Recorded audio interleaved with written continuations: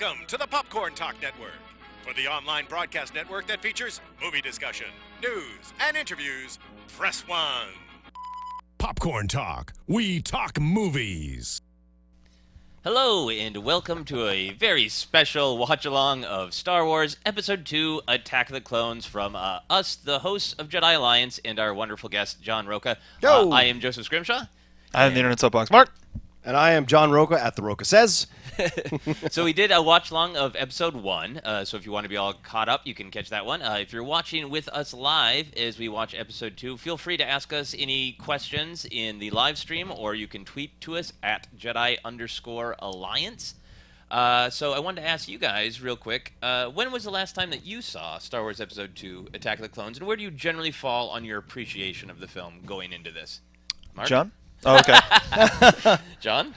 John says you. Yeah, I watched it about, I think, a year and a half or 2 years ago on either Sci-Fi or one of those cable stations that was showing it. And because people say that they don't like prequels, people like the prequels, but I always try to watch something over and over again to give it as fair of a shot. Yeah. And so that's why I wanted to come today to see what happens. But I saw your mind? Yeah, exactly. Yeah. The first time I saw it was in the theaters at a midnight screening when it came out. Awesome.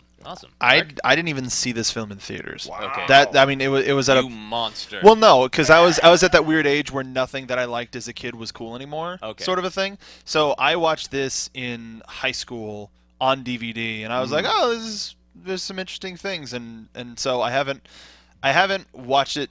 Same thing with Phantom Menace. I haven't watched it as a cognizant adult. Right. I haven't watched it since the release of the Red Letter Media, which again I will try to reference as little as possible. Sounds good. But I'm excited to watch this objectively. Yeah. Cool. Yeah, I saw it at midnight in the theater, and then I saw it again immediately the next day. Wow. And I Nice. know a lot of people, this is actually their least favorite of the prequels, I hear people say. For me, it's one of... I think they get better and better because they get more action-packed and more Star Wars-y and some of the things that I'm not a fan of in the Phantom Menace. They're not as present here. But we'll talk about what we like and what we don't like and what we think could have been done differently and our hopes, our dreams, our fantasies for Attack of the Clones. So I'm going to count down 2, 1, and then I'm going to press the button. You can be synced up with us. You guys ready? Let's do it. 3, 2, 1, Star Wars.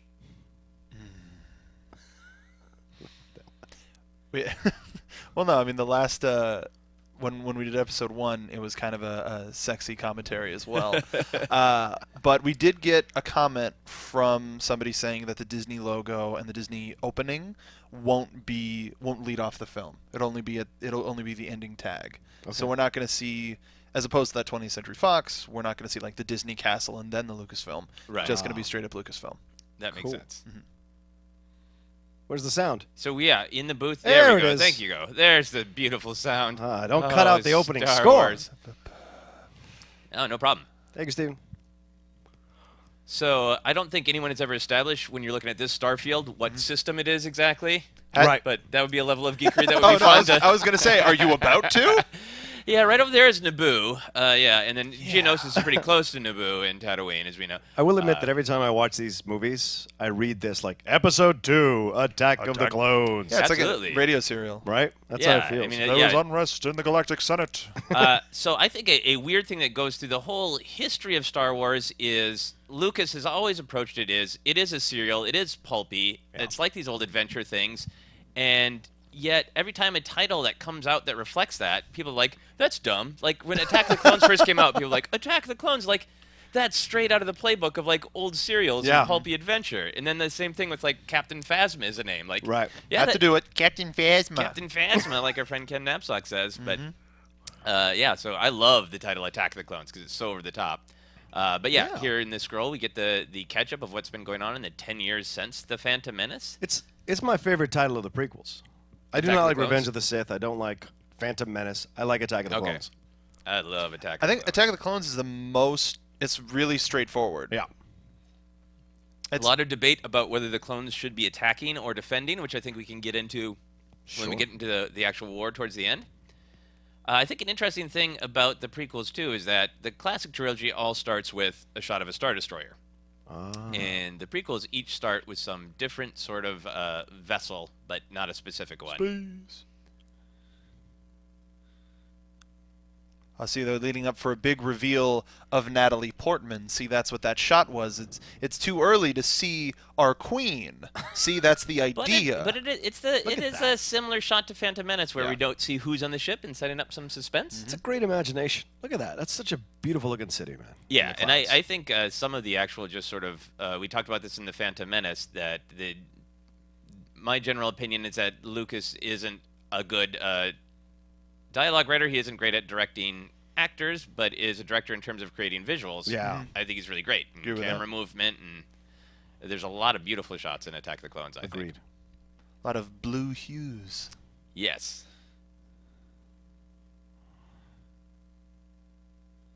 Nice establishing heroic shot of R2-D2.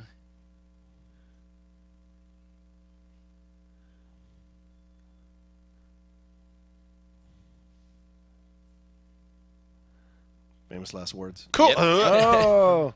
Now, the pilot from Phantom Menace, Rick Oley, isn't in this movie, so it is falling to different characters to do the exposition. Captain Exposition. to play Captain Exposition.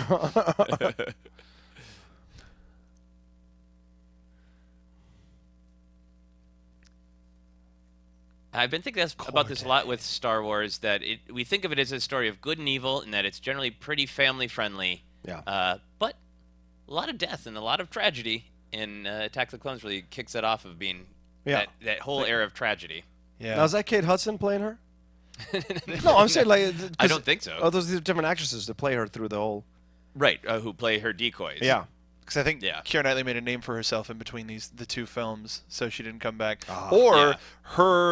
She died, or that character died in between these two movies. Yeah, I would hate to think that Padmé's life has been this rough for the last 10 years, and she has decoys dying left and right. She's not a queen anymore. She's just a senator. She's the senator, as she says herself later in the film. Ian McDiarmid. Yeah, so bunch of great Jedi. And Plo Koon over there. Yep. Luminara Unduli, who becomes a big deal in the Clone Wars animated series, is there. Mm-hmm.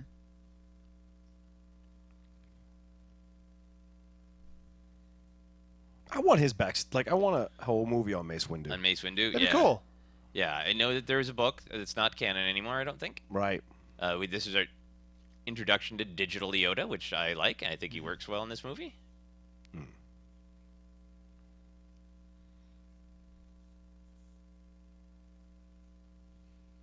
So I think we talked a lot about with Phantom Menace too about how things get fleshed out a little bit by other media like Clone Wars in books, and I like that the story of this is that Palpatine is creating all of these conflicts on purpose to create all of this evil in the galaxy, and it's a legitimate and good tactic where the Jedi's powers are reduced; they can't see clearly. Yeah, it's smart.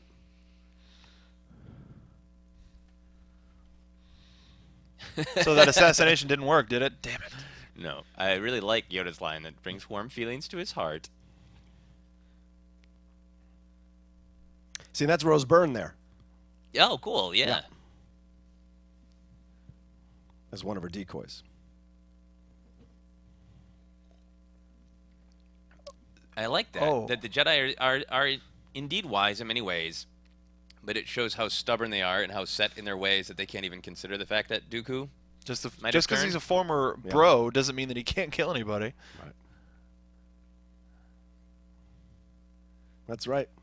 Latino in space, son. Hi. I'm Jimmy Smits. And an important character. That's right. Bail Organa. Yeah. Yoda's side eye. He just did a classic Willis. Talking about what are you? Kenobi. Yeah, I also it's interesting to me that some parts of Palpatine's plan and agenda are explicit in the movies, and other parts aren't at all. But if you think about them, they're pretty clear. Like some sort of Phantom Menace. Indeed. I get it. He wants the plan, his plan to work that the Senate votes for war, so he can start this war. Right. He needs something to instigate it, so he picks Padmé to put in danger, because he also wants Anakin to be his Padawan. Right. Yeah. And he wants to upset Anakin. I love it. Oh, Hayden. Hayden the rat tail. I love it. Pretty little boy.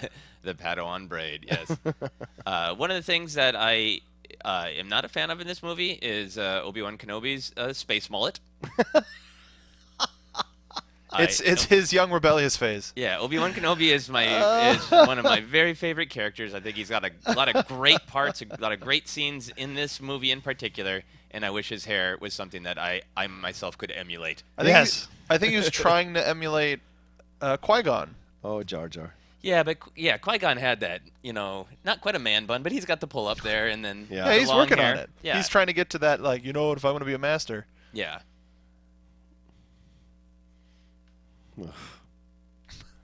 Sorry.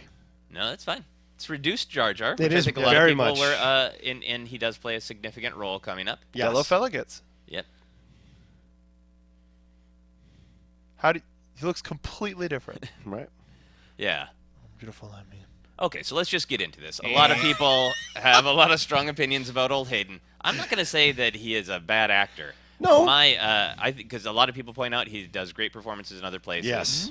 I think the weirdest thing about Attack of the Clones is it is hard to figure out what the intent is in his romance with Padme. Right. Like, how are they trying to play it? Yeah. Is the intent that it's played as he's kind of roguish like Han Solo and a little bit of a bad boy and she's attracted to that? Right. Is it that he is somebody who's been kept from attachments, hasn't had any experience talking to women, and is just not charming and does not have any game at all? That's a very good and yet point. is very in love with her. I think he spent the last 10 years having a childhood crush on this girl and not Yeah. talking to her and rationalizing, oh, whoops. So he's had these feelings for 10 Yeah. years of a kid, and he doesn't have the game because he hasn't had an opportunity to practice said game. Yeah, and we're watching him develop his game throughout this movie. Yes. My problem with Hayden through the prequel is it's just that he plays the most obvious moments. He plays them very obviously,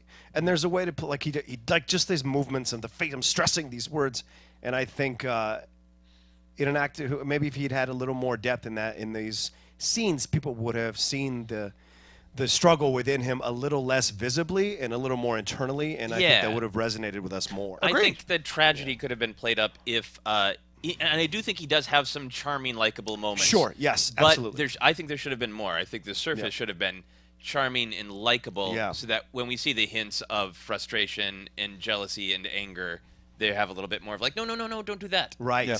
Because as he just said, I've thought about her every day since I left. Right. Yes. So there's definitely some obsession. So why not be clumsy or fumbly or shy or on kind of on the spot in that moment because you're in her presence. Yeah. Why is the talking back to your master the smart move in that moment?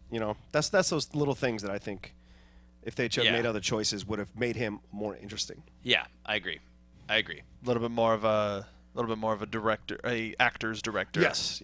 Yes, and as a lot of people have noted, that is a character of Anakin that kind of shines through in the Clone Wars, where we get to spend time with him being sort of very confident and cocky, but caring and charming, and then the darkness is this nice undercut current, As well as the friendship that we don't necessarily see too much here. Yeah, we see little moments of sort of camaraderie, and I'll try to point them out, the ones that I like as we go.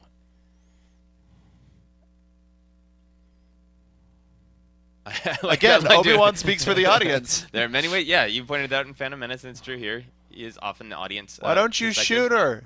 Why do you need space slugs? They're quiet. There's this little bit of jealousy coming up here. Mm-hmm. And a little bit of creeping just there. It's too risque. It's too risque.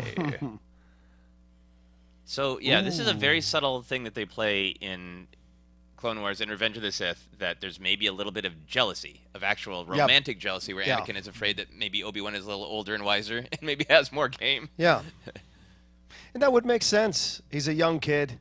He feels threatened. He can't find where he belongs. Like, I think that's the thing about Anakin through the whole prequels, is that he is playing this whole thing that he does not know where he belongs. Mm-hmm. Yes, I think that's a really great way to say it. Of like, he's giving these ideas of who he could be by the Jedi, which are well-meaning but kind of cold and scary. Right. Yeah. And then we see in this movie he's got this relationship with Palpatine, Yeah. when Palpatine's feeding him everything he wants to hear. Right. That he's good and wise and powerful. Intoxicating.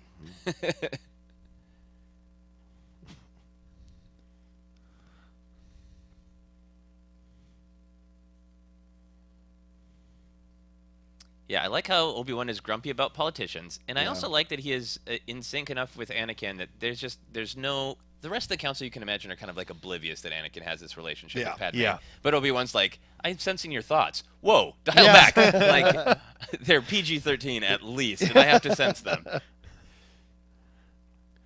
Now, what is that little thing called again?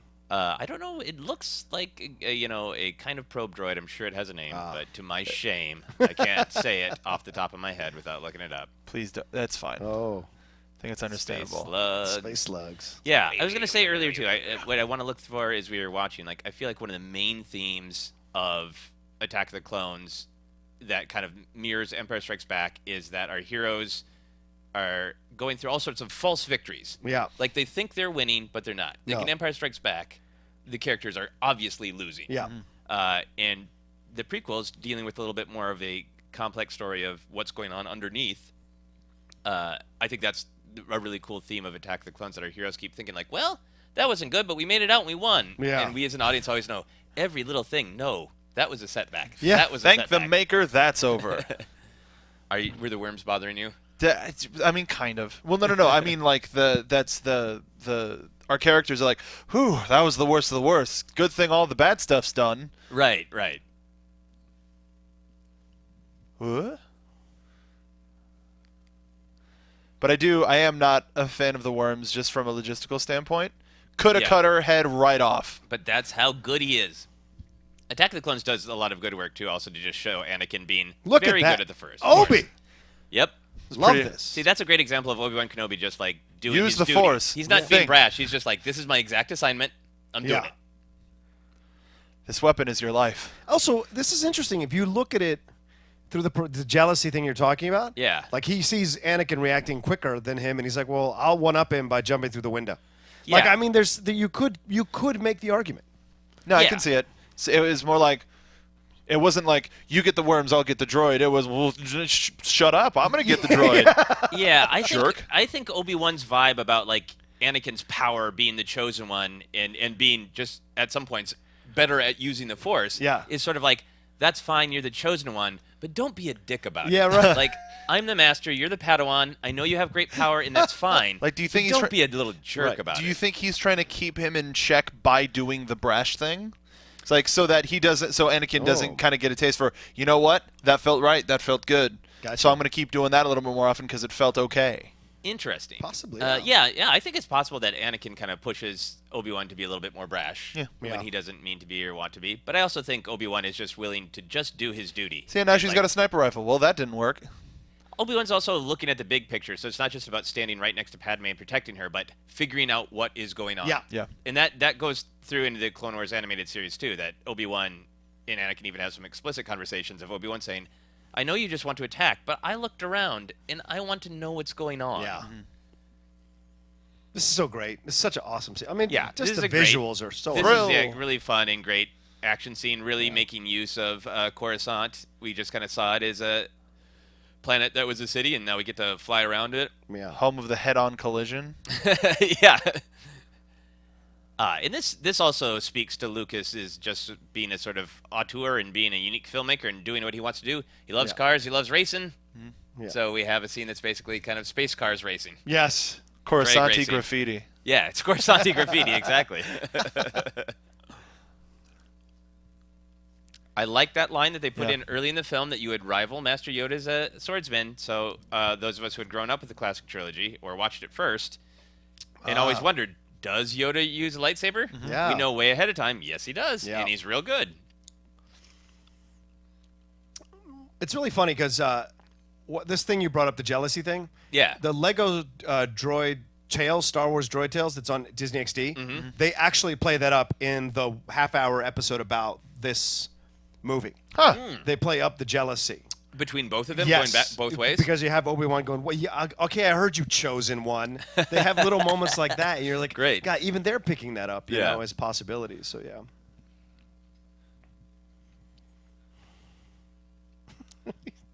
These little digs, man. Yeah, and I like those moments of camaraderie because they do suggest their relationship. Yeah. And it is very brotherly. I It know you is. come from a big family. I have Yeah. a brother. And it is that sort of like kind of a familiarity, kind of love, kind of teasing, but also Right. hinting at maybe some problems underneath. Yeah. Little digs, little subtle digs. Yeah. Oh, I know you hate flying. Yeah, and then I think I also take it as Obi-Wan doesn't embrace like flying and gymnastics for the fun of doing them. He does Just- them out of duty and Yeah. necessity. I'm going to do this because I can do this. Yeah, Like with the A-wing that we see in later in the movie. Yeah. And left to his own devices, he'll sit at the diner with Dexter. I just like to chill with my bros. Although, ironically, he did jump onto that droid and go flying. Yes. So it's interesting. I think there's a good pouty arm cross coming from Obi-Wan. See that? I'm going to cut him off at the pass. Yeah, and I like those moments for Anakin of he is really cocky, but then he has those moments of self-doubt, too. Yeah. Like a real young cocky person who are like, Yeah. yeah, I got it, and then suddenly, oh, maybe I don't.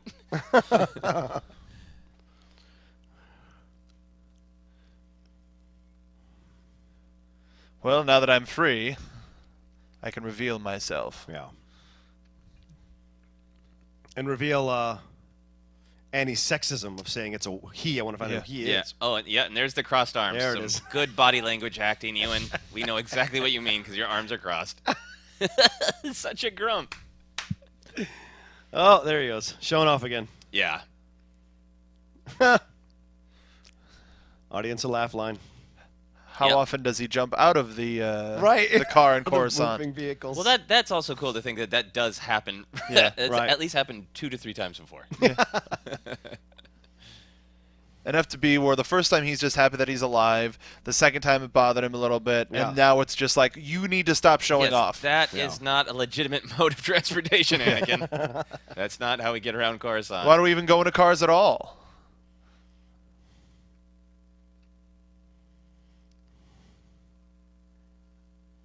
And I like scenes like this that there are a lot of them in the Star Wars films to date that certainly do move the narrative forward. But they're also just there to show us the skill level of the people that we're dealing with, and also just for fun because it is an action adventure serial. Yeah.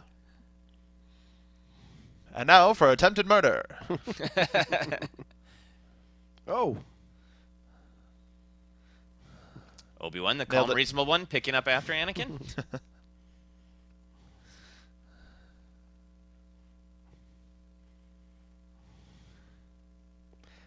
And how long has it been since we've heard the classic blaster I sound? was going to say, yeah. Yeah. Because that was like traditional 4, 5, and 6. Solid Yeah. classic blaster.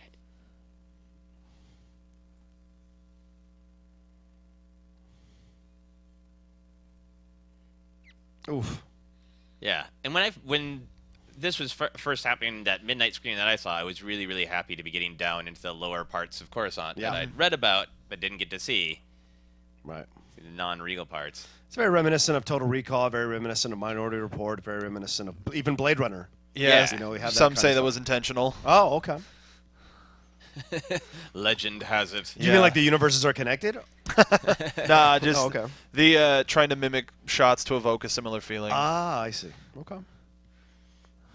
Yeah, and I think a little bit down here, it's not as strong as in the original trilogy, but a little bit down here we get a little bit more of the used universe look because Yeah. it's not the nice parts of the galaxy that we were seeing. Naboo is nice. The upper parts of Coruscant are nice. Right. It's the seat of government. And down here it looks a little bit more banged up and crappy. A little more of the class warfare. Yeah. But we do get to go into a sweet club. Mm-hmm. The Outlander Club?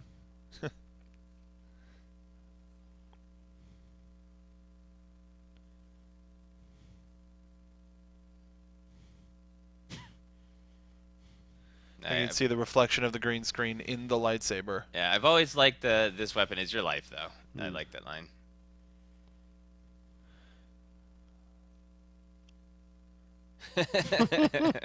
We had the little joke there about he's going to be the death of me. But a little bit more camaraderie there. some pod racing on the screens. Possible blast ball. I remember back in the day that somebody was directly asked, "Is there going to be pod racing in Attack the Clones?" Someone official at Lucasfilm, they're like, "Oh yeah, Sure. because it's on the screen." Yeah. In the sports bar.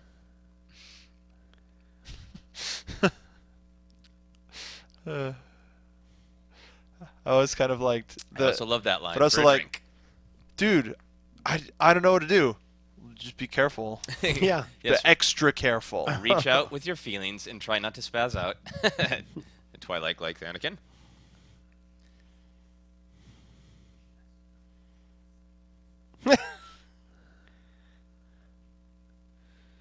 So that character's name is Elon Sleaze-Begano. That's How the hell do you know canonical name. Because I've looked it up. I like. I think that's. I think Sleaze-Begano? sometimes Sleaze-Begano, and I like that bit. I think it's. It's I a think good callback I think it's funny. to the first film, yeah.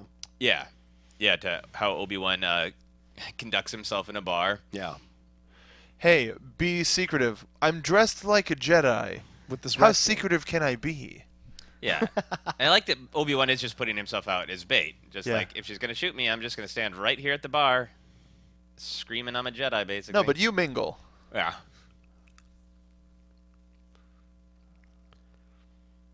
This is the actor who plays C-3PO and Jar Jar Binks there Oh. in rapid succession. Anthony Daniels and Ahmed Best in their normal human personas.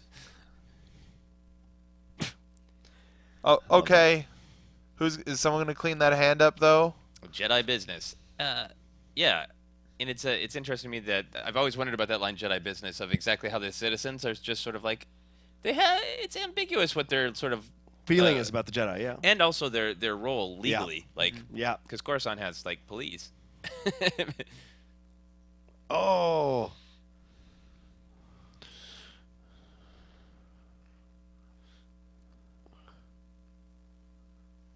Ooh. Definitely swearing.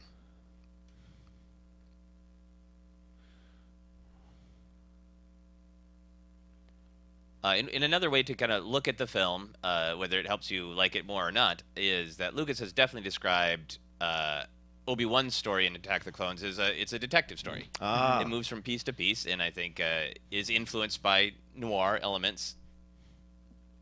Can definitely see that. Yeah.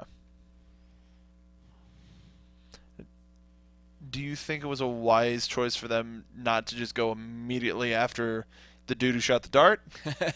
Or just like, wow, it was a dart. Instead of like, they just did an entire chase scene for a droid and then the sniper. So I think character would dictate that they would have chased after that person too. Yeah, I mean, I think that there are always questions like this with the Yeah. Jedi of what they can do and what they can't do and how fast they can or should move. But I also kind of like that Obi-Wan just lectured Anakin on having patience. Anakin said, "I'm trying to listen." He slowed his roll. Yeah. And Obi-Wan's like, "No, I'll do my detective stuff. I'm not going to run. I'll do Consult. my detective work." We will consult the council.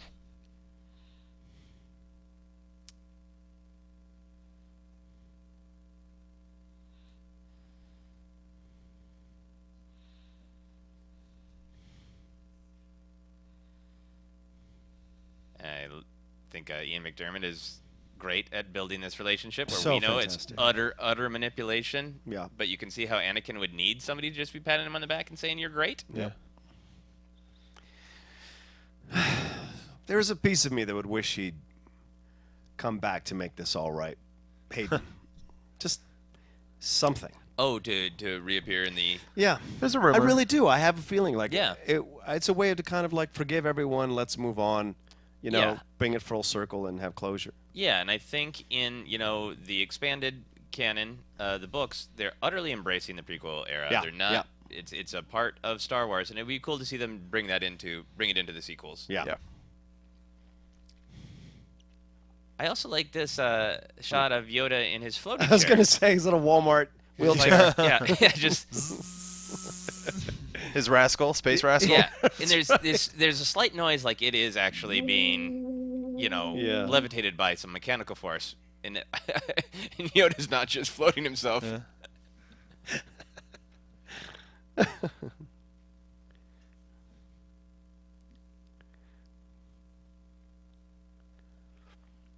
And if you think about the fact that the Jedi are actually having problems seen through the Force, like that. Yeah. That makes it more sense that they're obsessed with his chosen one, of like he's going to set this right.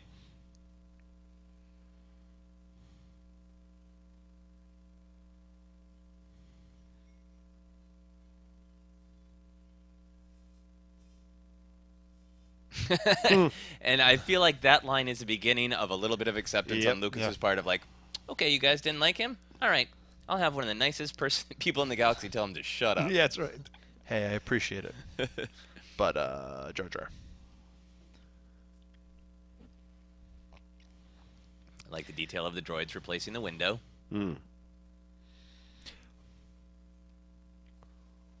Why don't you feed one of the window replacement droids some space slugs? Fire through a window. If they're not even caring that it's out there, like, oh, there's another. Oh, it's just replacing the windows. Very expensive. Yeah. You know, spare no expense. Those little callbacks with her hair Yeah. to Leia. You know, little buns, everything in a bun. Yeah, I think the design of her, Some things are just her genetic. stuff, continues to be great.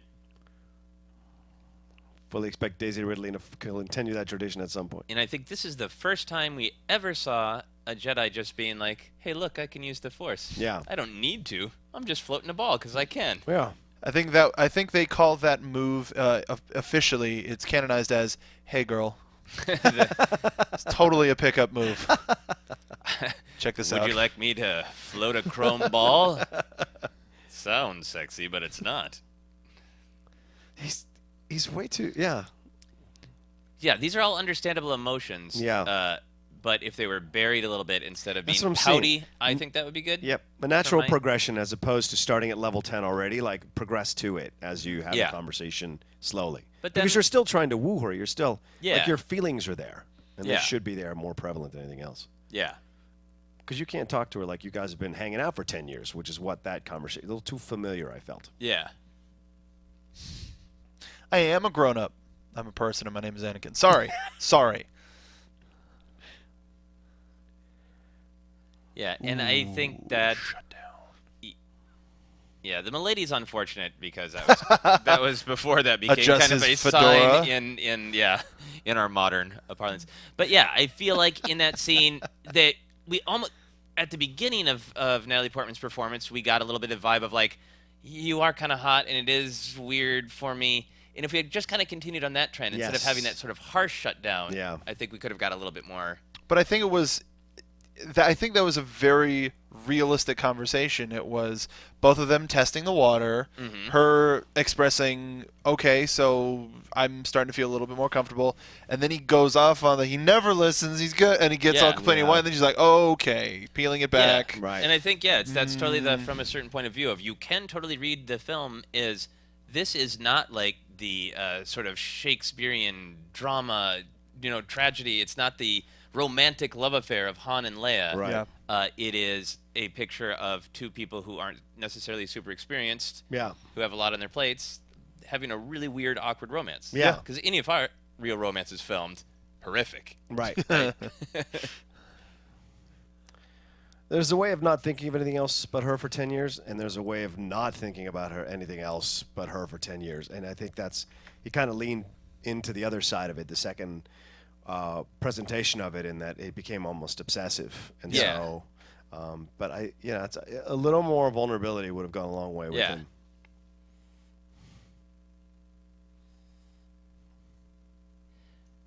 And I've heard people criticize the idea that the Jedi Council send Anakin off on this solo assignment. But I like it that they're really pushing to be like, he's a chosen one. We need to kind of give him some stuff, figure out what he can do. Give him something to do. And they test him. And that continues with the Clone Wars, where Yoda's pretty explicit about, he's got issues with attachment, so I'm going to give him a Padawan to see if he can let go of the Padawan. Yeah.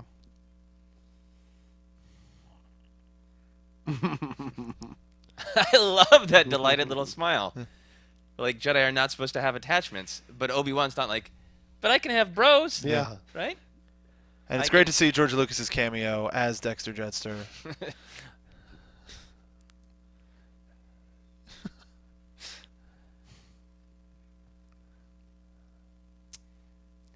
Now, I would like friends to have multiple arms so they can hug me and keep their pants up like he just did Who with needs a his belt? other arm. Yeah, so this is total detective story stuff of going to your sort of underworld informant who's not a part of the real world but knows things. Yep.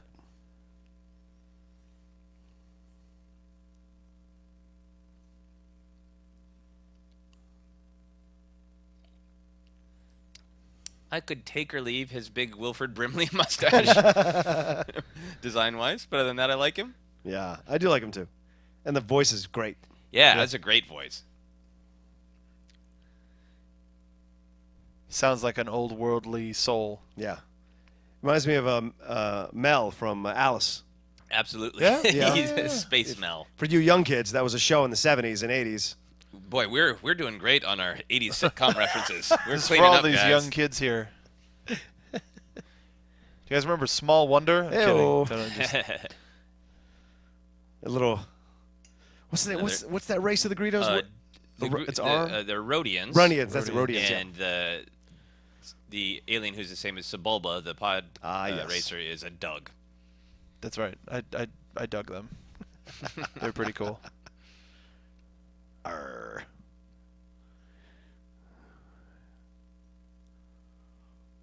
I've still got. There's 2 more movies to go. But I'll be damned if my wish isn't to do one of those smaller roles with a voice. Oh yeah, I think you what I'm would do a making great deep-throated Thank you. laugh. So this is a Jocasta Nu, the Yeah. Jedi librarian, and for a while, around when Attack of the Clones was prepping and coming out, all the databases of the actual website were administered by the character, which was really cool. One of the things I like about Attack of the Clones a lot is just about how much it expands everything in the Star Wars galaxy. Oh yeah. Like seeing Coruscant, now we're getting to see more of the Jedi Temple. Yeah. Into this cool library and the statues, and see that the Jedi Order is a little cultish. Yeah. Well, listen, for all the complaints about the prequel that people have, the prequels that people have, if you look at what The Matrix did, right? Yeah. Those 3 films, they tried to expand that world and completely fell apart. Yeah. This world, in the expansion, you can have no complaints about the expansion of it. Right. You can have complaints about the execution of the film or what have you, but the expansion of the world is fantastic to watch. And I think it's one of the reasons that I just enjoy watching the films, because I enjoy all those details, even when I sometimes don't like some of the dialogue or acting. And even just the genuine, all of the new stuff that we get to see, seeing in the trailer, seeing Mace Windu's purple lightsaber. Yeah. It's like just more than red and green. Right. Like for people who don't know about the different colored crystals and the things of that nature, Right. to see a different colored saber on screen. Yeah. Even something as small as that to something as big as how many different planets, and there's lower class freighters that can take people from planet to planet. Yeah. It's like the greyhounds of the galaxy. Yeah. And it speaks to the expansion of the galaxy in Attack of the Clones that we didn't see other Jedi lightsaber outside of Obi-Wan and Qui-Gon in Phantom Menace, to the point where there was a PlayStation game, I believe called Jedi Power Battles, where you could play through. Oh, wow. It was kind of the story of Phantom Menace, but much expanded, just running around hitting things with the lightsaber. You can play with many different characters, and those characters had different colored lightsabers. Right. And then Lucas decided, like, no, it's going to be green and blue. Yeah. And then Samuel Jackson was like, I want a purple one. Yeah, right. And George Lucas is like, you don't say no to Samuel Jackson. Well, green and blue used to mean something. They used to mean different classes. Yeah. I like this scene. This is one of the. Now, is that Ahsoka Tano? Oh, I suppose. No. No. She would have been older. Okay. Yeah, and her face is different. Yeah. Okay. But I like seeing the younglings, and I think this is one of the most whimsical Yoda moments that connects him to the character we met in Empire Strikes Back. That line right there of like, lost a planet, how embarrassing.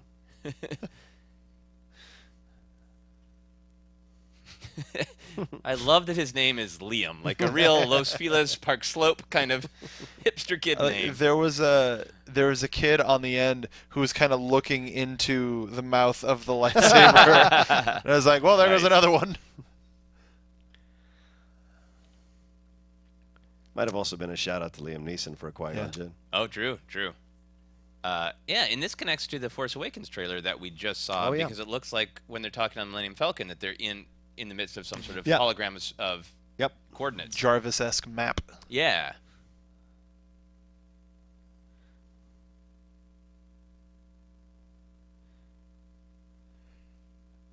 All right, Jim, I know that's your kid, but can we get another take, please? Yeah, see that we get to hear that great little Yoda laugh that we heard in Empire Strikes Back.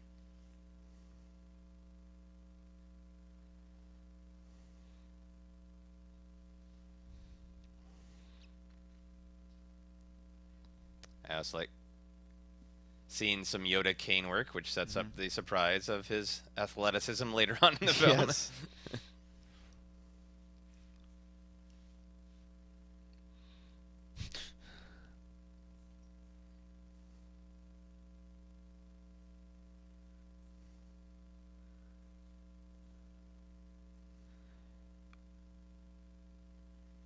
Yoda does do a lot of meditating. He does. I mean, you gotta, especially when the dark side is clouding your judgment and everything. Then there is an example where the dark side is, if not the dark side, I think maybe some of Yoda's unwillingness to accept the truth of like, maybe there is a problem with Count Dooku. Yeah. Who could have done this? Maybe the rogue Jedi who's trying to split the galaxy and start a civil war. Oh, he's got a red lightsaber. Crap. Should have thought about that. Yeah, he accepts by the end of the film, but yeah, it feels to me like he doesn't want that to be the answer. I like R2 having a trouble with stairs. Yeah, they just leave him behind in the shot. Yeah. Guys, need some ramps. She has a horrible way of hiding in plain sight. Yeah. Like it's just so obvious that she's. It's like, hey, she looks like our old queen. Gotta be her.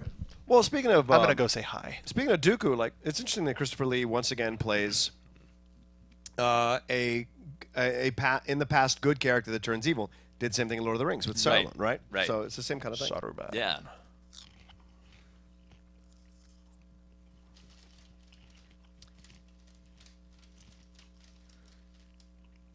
You know, this is back to our buddy C.O. Bibble, who is C.O. Bibble in Phantom Menace, and is also right here just pumping out some exposition that everyone in this room knows. Uh-huh. Right here. I'm still rather irritable. And everyone in that room is saying, we know, C.O. Okay. He's been practicing this all morning. Just let him do it. But it is actually I'm making fun of the exposition, but at the same time, it is an important distinction that gets lost in the prequel era, that only that one Nemodian was blamed. Yeah. And the Trade Federation is still functioning allegedly legitimately. Mm-hmm.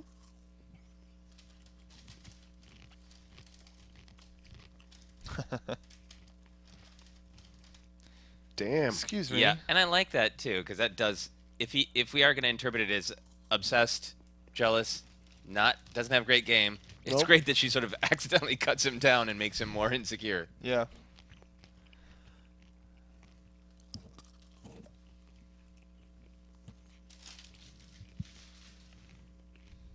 Sorry, milady. Bringing it back to milady. Yeah, I can't remember if anybody else calls her milady at any point. This is the introduction of that they have the hyperspace rings. Yeah. Mm-hmm. And I love And the A-Wings that. have not changed too much. Nope. Just going to leave that as Space Rebel.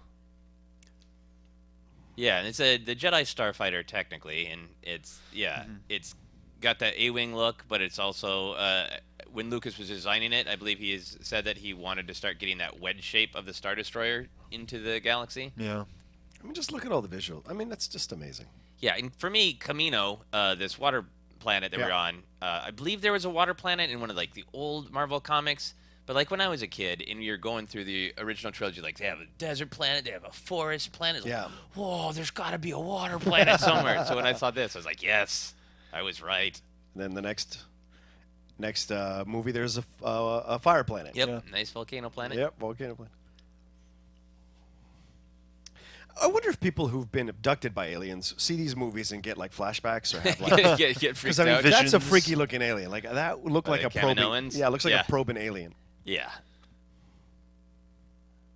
In this, I've just been rereading the Philip Marlowe novels, Raymond Chandler novels. Oh. This is again with that detective noir thing. Yeah. That's a classic a noir detective thing of like, I just go to where the problem is, and then I bluff. Yeah. And to walk in and have somebody go like, I know why you're here. Like Philip Marlowe would just say, okay, Yeah. You're I'll right. roll with that until there's a problem. Absolutely. And the noir thing is right. You got the rain outside, the darkness, all Yeah. of that. Absolutely. Going at late at night, so to speak. And most noirs have soup spoons to sit in. It's a space noir. Hungry for miso for some reason. Yeah. Miso soup. Boo! You took it that extra. That Yeah, extra and I place. love how much he bullshits his way through this. Yeah.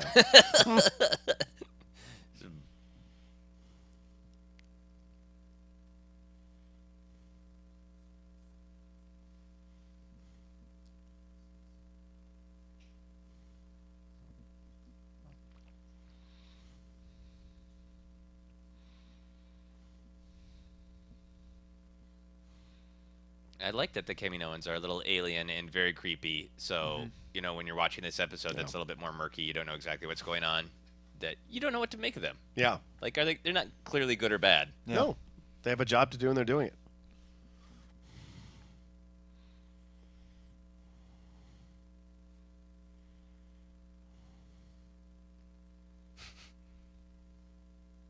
But we get that characterization that they're very particular with the little brushing away of, like...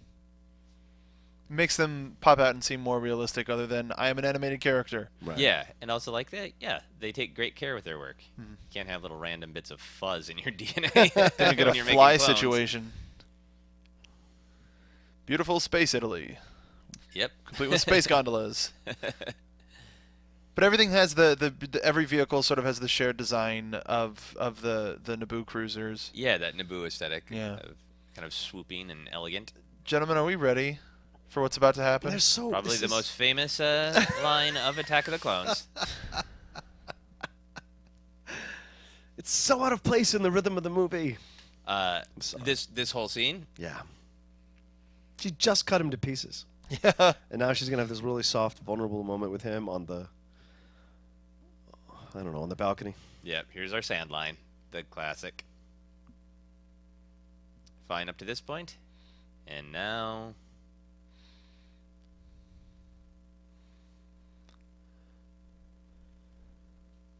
Whoa! Okay. So yeah, if you watch the movie, he has no game. No game. In fact, super awkward. Where that transition just comes to him. Yeah. And you notice no reaction whatsoever. No. Just like She's looking into him yeah, there. yeah, but he's going for like a handhold, and she's like, nope. Going for the back, nope. He's Yeah. pimping hard, Yeah. but he's Yeah. pimping clumsily. Hard. pimping Hard but clumsy. rough. Doing the kiss Yeah. eye look. Oh, looks at the lips, and here we go. And now the Give in to temptation. Right. Do it. But this is like, what, their Make out fifth, with her. fifth scene together since they've seen each other in 10 years. Yeah. So it seems like, you know what I'm saying? It's just a little. and then the There we music cut out. And as a comedian, it begins that swell and it has that cutout. Yeah. And I think it's an effective joke. Right. But I question whether or not it should It be should a have joke. been there. Yeah. Yeah. That's a good point. And I Just and do a again, record scratch. It if you're has gonna the go quality of that a record far. scratch. Yeah. But a space record scratch. Can you imagine? Yeah. We get to see Obi-Wan looking at the clone army. Yeah. So yeah, when I was first seeing this, like the amount that this movie was filling out the history and the backstory of Star Wars Yeah. to get introduced to the actual clones from the Clone Wars. What in the is really Clone Wars? Clear. Wonder which one of those is Captain Rex. Yeah. Yeah. That would be really cool if we knew exactly where he was. You're right. In theory, Fives. he's older now, Yeah. right? Right. These are some of the younger ones.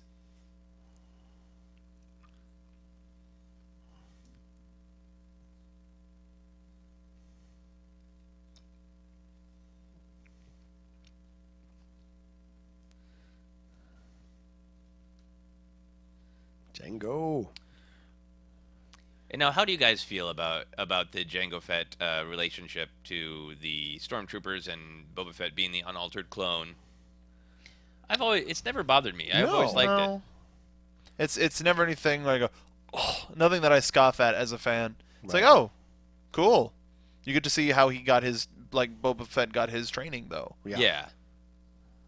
Yeah, and get a little bit of the sort of the backstory of Boba Fett, and I think it's an example of Lucas listening to the fans, where he put, Boba Fett was in Empire Strikes Back, and he has said, like, I didn't realize people loved him so much when I got rid of him in Return of the Jedi. So like, oh, you want some more Boba Fett? All right, fans. All right. Here's an army of Boba Fett. Yeah. And I think the armor looks cool. I know a lot of people would have preferred that there was, real people in armor, but I think the CGI looks fine, and the armor looks really cool. Look, it's like picnic band. It's so weird. Look how beautiful he shoots this. It's just amazing. Yeah, and I really like these animals in the background. They're called shacks, the 2 A's. But for years I have called them butt cows. So every once in a while my friends at the time would be like, "You still like those butt cows from Star Wars?" I'm like, I do. They're real weird. Yeah, guys, shut up. Stop making fun of me. I really like the butt cows.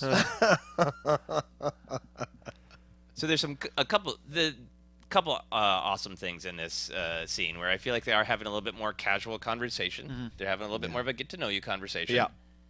Yeah. And then we have this fake-out where Anakin is about to outline that he thinks the universe should be run the way the Empire ends up running it. Yeah. And then kind of says, I don't really mean that. Yeah.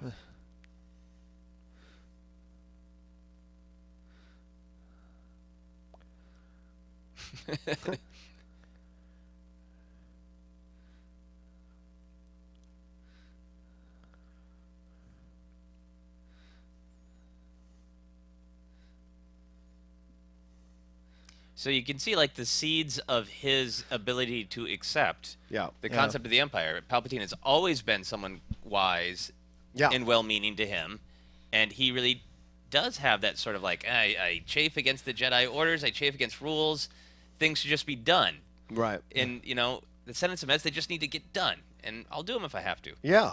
These are the thoughts of a young kid. He doesn't understand, an impressionable kid. Right. He doesn't understand the scope of the politics and the levels and sovereignty of nations, all these kinds of things. He's just like, well, they should be made to. We know what's best, and la la la, and and he they're thinks just that, thoughts. like, if I remain moral and good, like I think that's a natural progression of thought of like, sure, it's easier to control government if one person makes the decisions, but that person has to be a very good person, which is where it kind of falls apart in the real world, exactly. right? Like a Little House on the Space Prairie here. A benevolent dictatorship is an oxymoron. And the Annie, are you all right? Is dangerously close to just Annie, are you okay? For sure. Nice little young Frankenstein reference there, Mark. Thank you. Yeah, I'm trying to go back further, as far back as I can. A roll in the grass. Great Star Wars creature noise. Yep.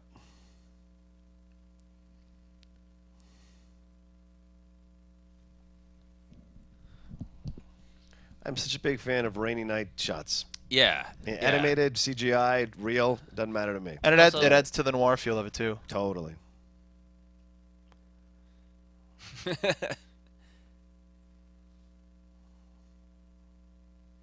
So a fun behind-the-scenes thing about that is Ewan McGregor was talking at one point about he was sort of subtly acknowledging that Lucas doesn't always direct. So he pulled Daniel Logan aside and said, you should look at me like you don't trust me. And like, I don't know what that means. And allegedly Ewan McGregor said to him, look at me like I just farted. And we get that moment of actually good, like, What the hell is that? I love this little scene between these guys. It's just utter standoff.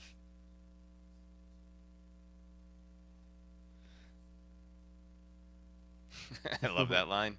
It's one of the great lines of this He's movie. wearing a blue collar. yeah, literally. And his armor is in the background there. But this is a great, this still plays into the noir thing. Yeah. I've caught you, and no one's giving away anything, but we know the other person, suspects the other person of something. Right, and it's just sort of this weird niceties of society that we're not punching each other yet. That's right. But we're both sort of like, we're going to punch each other soon, aren't we? Yeah, that's the thing. It's almost foreplay for the fight. Yeah.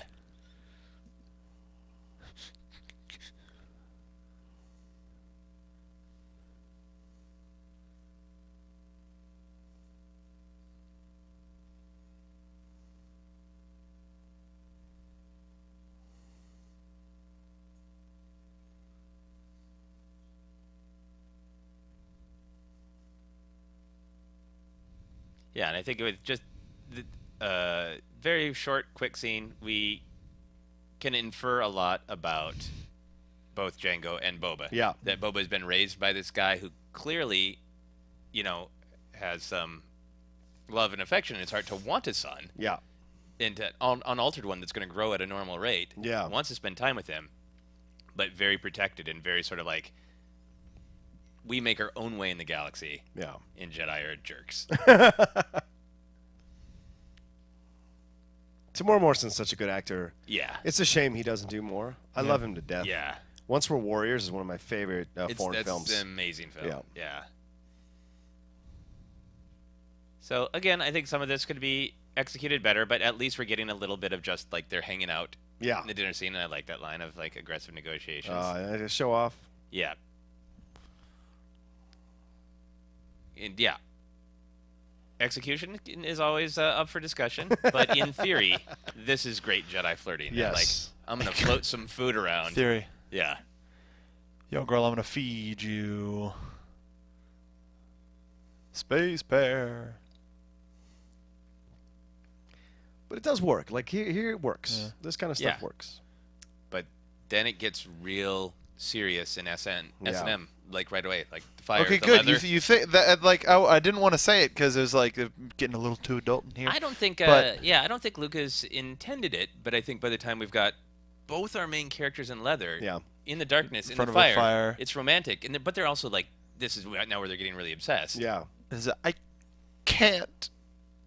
It's very melodramatic. That's what I'm saying. I wasn't sure if you were quoting a line or you were No, breaking. no. I literally can't. Well, no, it's just like they've been making out and flirting and all this stuff, and then Padme pulls I'm a senator though. Sorry. Yeah, and I think that's the example that Harrison Ford's famous quote of "You can write this, George, but you can't say it." Yeah. And that's the trick of all superhero movies, science fiction movies. Of you've got to have actors who know that this is ridiculous on the surface, but at its heart, it's relatable and human. Yeah. And I think I'm a senator, you're a Jedi. We should get the weight of in this world. Yeah. That means Yeah. something, Yeah. but we don't quite get to that human core underneath. Exactly. So it sounds silly.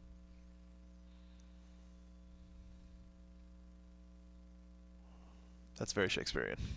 It's supposed to be.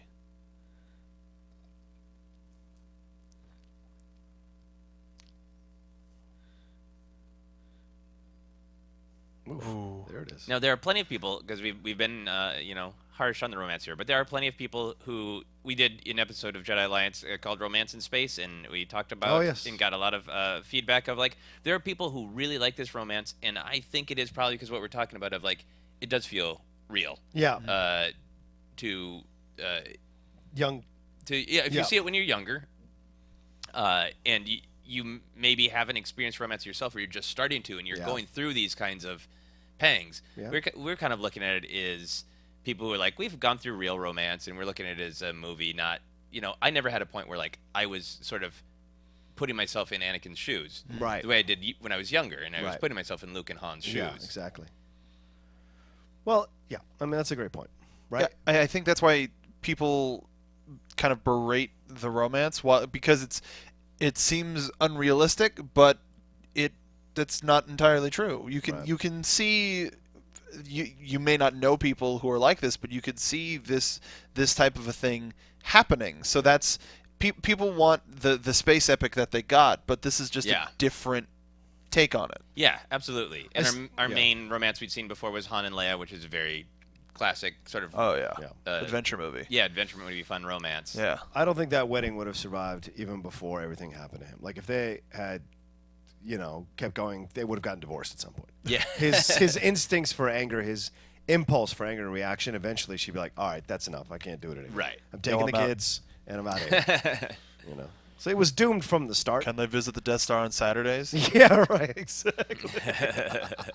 Every other Saturday, I guess. Play as long as they don't play with Uncle Sheev. Never. It's not wise. I'm going to shoot some lightning out of my hands for your entertainment. Going to play stickball again. The damn hallway. And I think this got established right there that it was that he is calling the old folks home. Actually, I really like that. That's the code for the Jedi Temple. Yeah.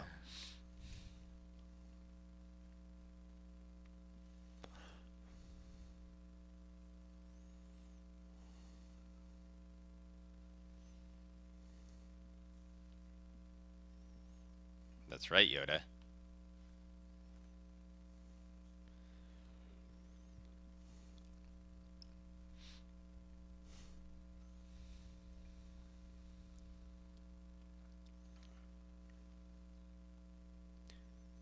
Maybe if we keep the receipt, we could return it. Maybe placed an order.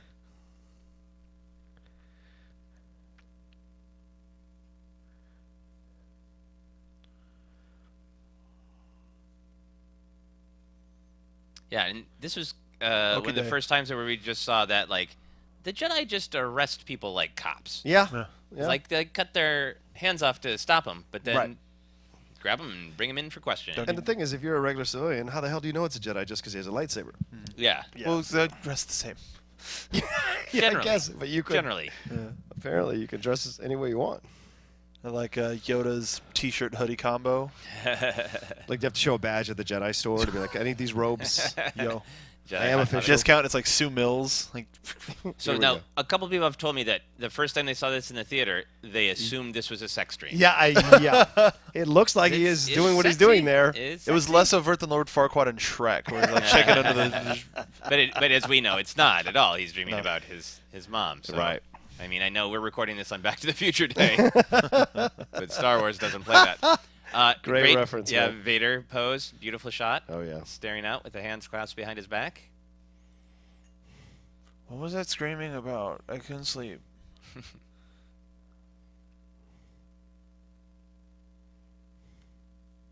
Yeah, and here we get some actual sincere bonding of going through a hard time. Yep. They do like each other.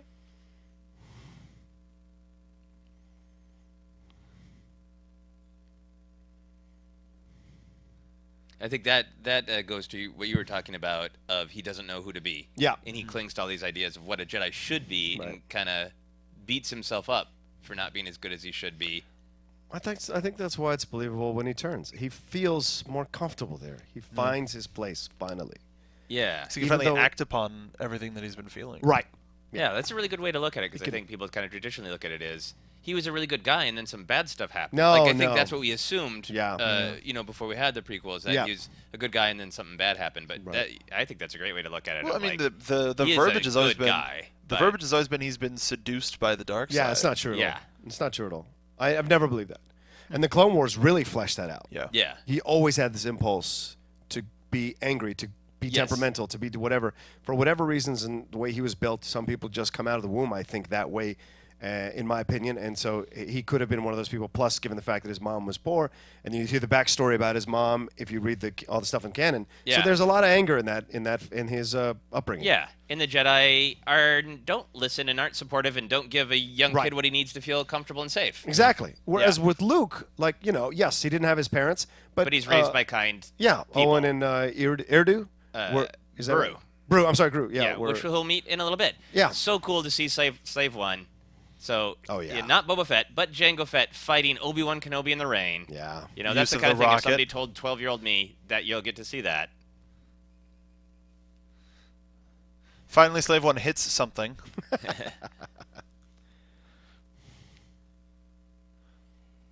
And this is something we never saw in the classic of sort of like Jedi fisticuffs. Yeah. The idea that they probably know, space judo and all of that. right. Non-saber combat is Yeah. one of the styles. Which was going to be making a comeback in Force Awakens. Yeah. Sometimes you just need to throw down, drag out. Yeah. It's like, I'm going to beat you Yeah. up. And I like that Jango knows Jedi well enough to be like, well, he could probably keep hitting me, but he's going to go for the lightsaber. Yeah. Because that's their go-to, which is a weakness in its own way.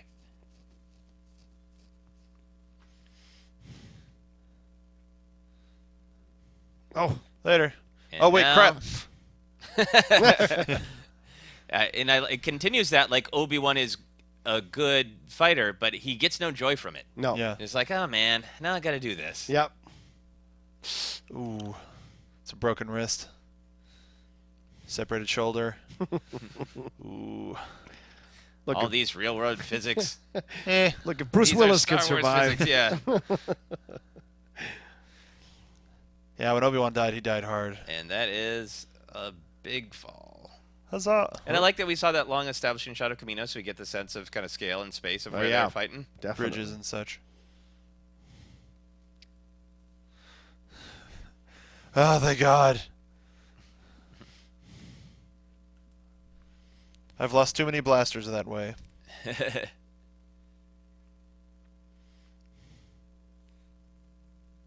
Nice little force use.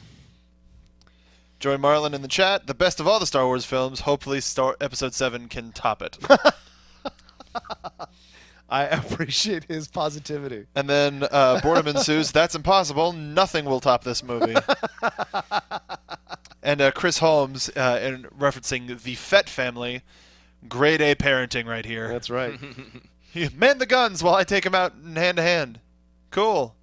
Thanks, Dad. Well, you got to teach him to survive. That's your. Yeah, it worked. It worked well up until Yeah.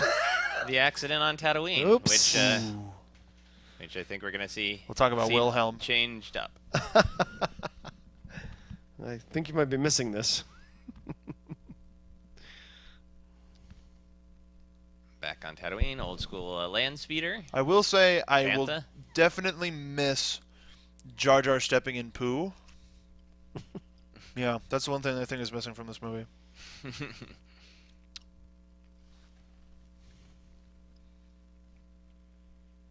Her outfits become more and more outlandish as she tries to hide. It's so. Oh, it's this so, is good. This is cloaky. Yeah, but still a very bright color amidst Yes. all the browns and the creams. True. I really like Watto's little hat. Watto.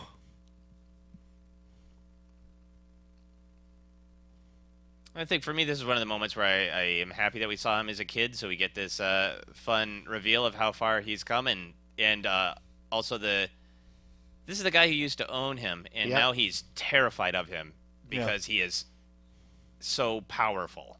Yeah. Annie! There's a great take for a CGI character right there. Very much so. Yeah. And good voice acting. Yeah. I think he pointed with. Oh no, okay.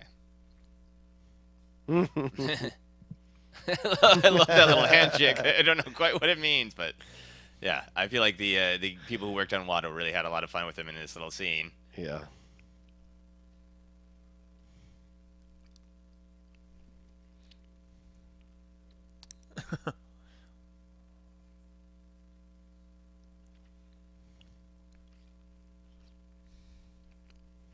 So building up to what's going to happen, I think this is all. I think his anger in these scenes is really relatable. Mm-hmm. I like.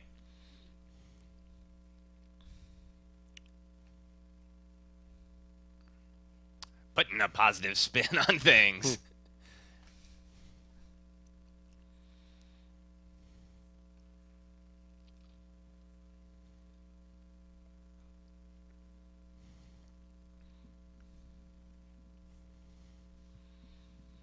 I think this might be the beginning of the vibe when we were reading Lost Stars of just that force of like, I should probably tell this guy anything he wants to know. Yeah. Right. Yeah, that he's imposing. Yeah, he's just exuding so much of that. That's sort of like, no, I really mean it. Yeah. When I say I need it, I mean it. Yeah. And certainly Watto recognizes him as a Jedi, so assumes he has power. Yeah. But it does come across a little bit more threatening. Mm-hmm. Like, I have power. Without even saying that much. Yeah. His attitude just changed. And I think Hayden does a great job with that. And I think, if anything, he overplays the coming Vaderness of Anakin. Yeah. But when he does play the Vader, he's got a good smoldering, Yeah. I'll cut your head off and your little hat, too. Yeah. Your dumb little hat. No, I have no complaints when Hayden dials into the anger. Goes, full He's Vader. very believable in those moments. Yeah. And I like to call back to the asteroid field in Empire Strikes Back. Yes. The whole plot has the sort of Empire Strikes Back Sonic structure. bomb. Which we also saw, what am I trying to say? Lost Stars. Yeah. You know, we saw another view of that asteroid field fight. even people I know who really dislike this film cannot complain about this cool sound effect. No way. No, the the way sonic it bomb works is in the so theater, cool. the way it worked in the theater for that second, we're like, all sound dropped out. There's Yep. a problem. It's amazing sound design. And as I will never fail to mention, there is a chase in the asteroid field in Star Tours with the sonic bomb, and it's pretty damn fun. I bet it's really cool. Yeah. I'm sorry, I know I probably should be commenting more, but I'm kind of enjoying just watching it. I mean, the same thing. yeah, The same no thing happened to us during Back to the Future, which you can also watch on the Popcorn Talk Network. But yeah, ding, ding, ding, it's yeah, no, I should have a bell attached to my head. But sometimes there's just parts of the movie where you either want to rewatch it, reanalyze, or just enjoy. Yeah. Yeah. So This asteroid field. as is long It is as really we reestablish where we are, Yeah. so that people watching don't get lost. Yeah, and I pretty much never stop talking about Star Wars. This is the movie just happens to be on. I'm talking like this 24/7. Just randomly in your living room. Oh yeah, when we're watching other TV shows, watching Star Trek with my wife, I'm like, the other cool thing about Star Wars. No, yeah, but this for me as a classic film fan, it was cool to see Slave One fully in action. Yeah. It's hard to underestimate how cool it is to see a Jedi in his own starfighter. Like a Jedi has his own starfighter, and yeah, I bought the hell out of these toys that match the 3 3/4 inch action figures back in 2002.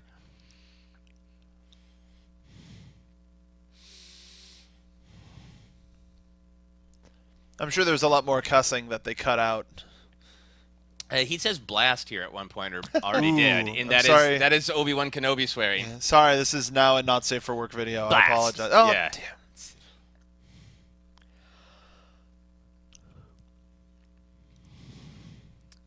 Nice, cool. Yeah, and I think this CGI is great, and I think we're gonna see in Force Awakens some of the space stuff, Oh, yeah. comparable kind of CGI, where it's like Yeah. maybe the ships are based more on models that have been totally built in real life, but Man, that is the coolest dad. we're good.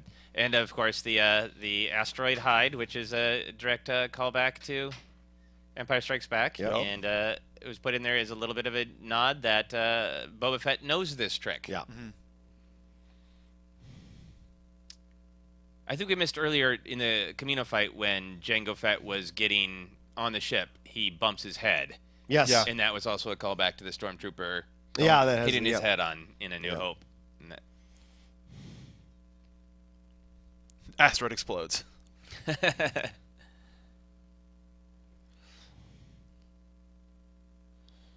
And now I think Geonosis is one of the first planets we're seeing that is somewhat similar to other planets. Like it's rockier than Tatooine, Yeah. but there are parts of it that look like the sort of the rocky Dune Sea part of.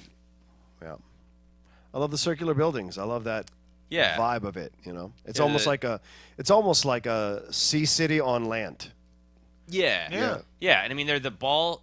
They call back to the ball sections of the Trade Federation ships. Yeah. And that whole circular aesthetic calls back to what we're going to learn later, that the people on this planet are the ones who are designing the Death Star. Yeah, yeah. So all has a nice little We internal just like logic. orbs in general. Orbs are the most deathly shaped. Yes, the deadliest shape of all. I like me some circles. Yeah. The murder sphere is another name for the Death Oh, Star. yeah, there you go. And how can you Callback beat this shot. going back Oh, to totally. Look at that. the actual location from A New Hope.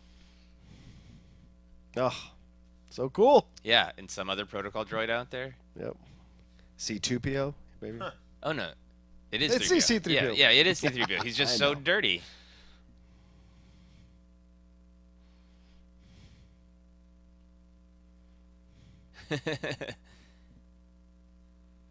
And I like that they, everybody made that joke after Phantom Menace that whenever he said "thank the Maker," he was talking about that it? Darth Vader, and I like that Yeah. they made it explicit in Yeah. Attack of the Clones of like, yep.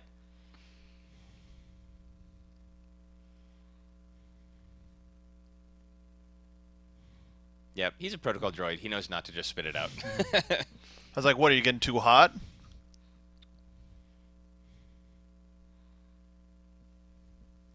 Oh, Joel Edgerton. Nice. Look at a doughy young Joe Edgerton. Look at that. Yeah, and some people poke fun at "This Is My Girlfriend Beru" because we all know where they're going. Yeah.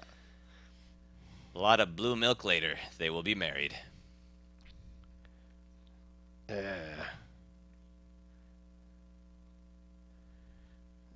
He keeps getting taken into rooms. Yeah. Soon they're going to be in the closet. Yeah.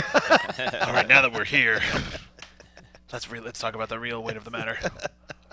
But this was pretty cool the first time I've seen it, to figure out, like, oh, we've been told that these people are kind of Luke's family. Yeah. And now we get this weird sort of convoluted way that they are.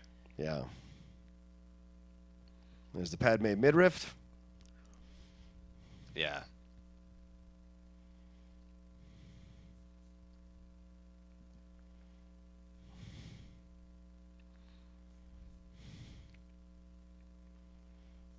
And this calls back again to, like, Lucas's interest in the serials, where you would just have, like, John Carter of Mars go to space and meet just monsters who are just monsters. Right. There's not thought or anthropology behind it. They're just monsters to be bad guys. Yeah.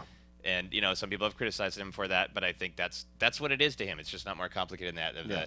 The Tusken Raiders are monsters. Yep.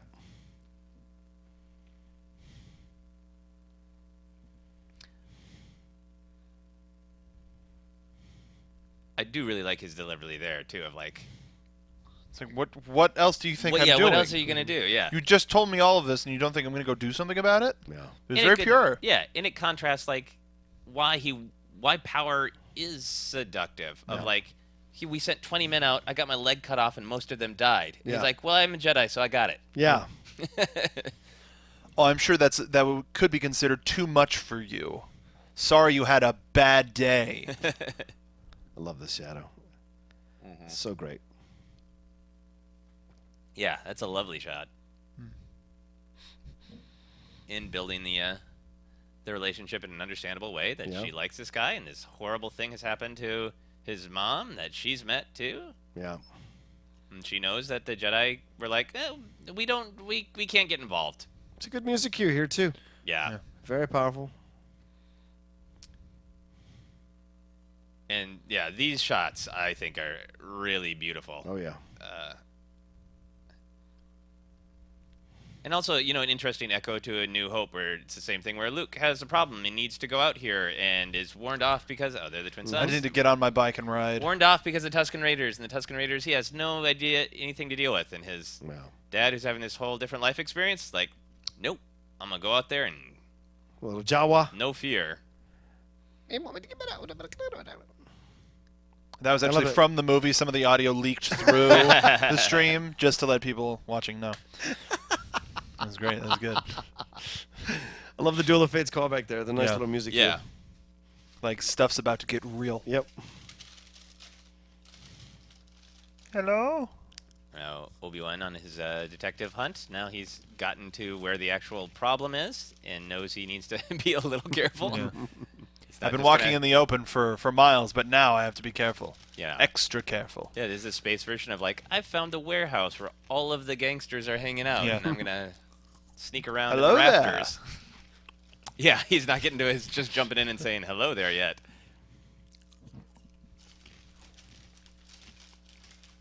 I love that they're separately on mystery hunts. Yeah. Yeah. And now a droid factory. We get to Well. see where... You want to know where armies come from? Yeah, clone factories, droid factories. Well, when two armies hate each other very much.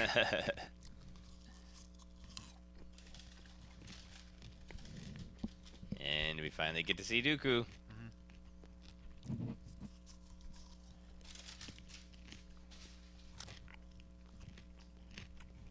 Whoa.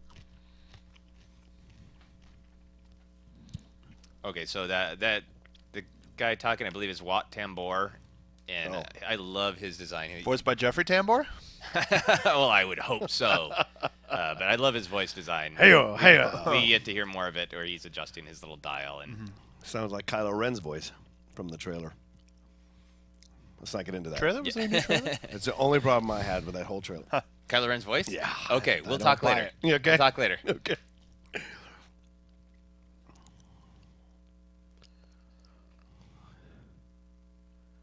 I Very love that because that's yeah. just getting back to that sort of like, you know, the first time, no matter what age you are, the first time you see the cantina scene in A New Hope of like, this is truly weird and alien. Yeah. And I love any moment in Star Wars that's truly weird and alien. Like, I have to adjust my dial to speak to you.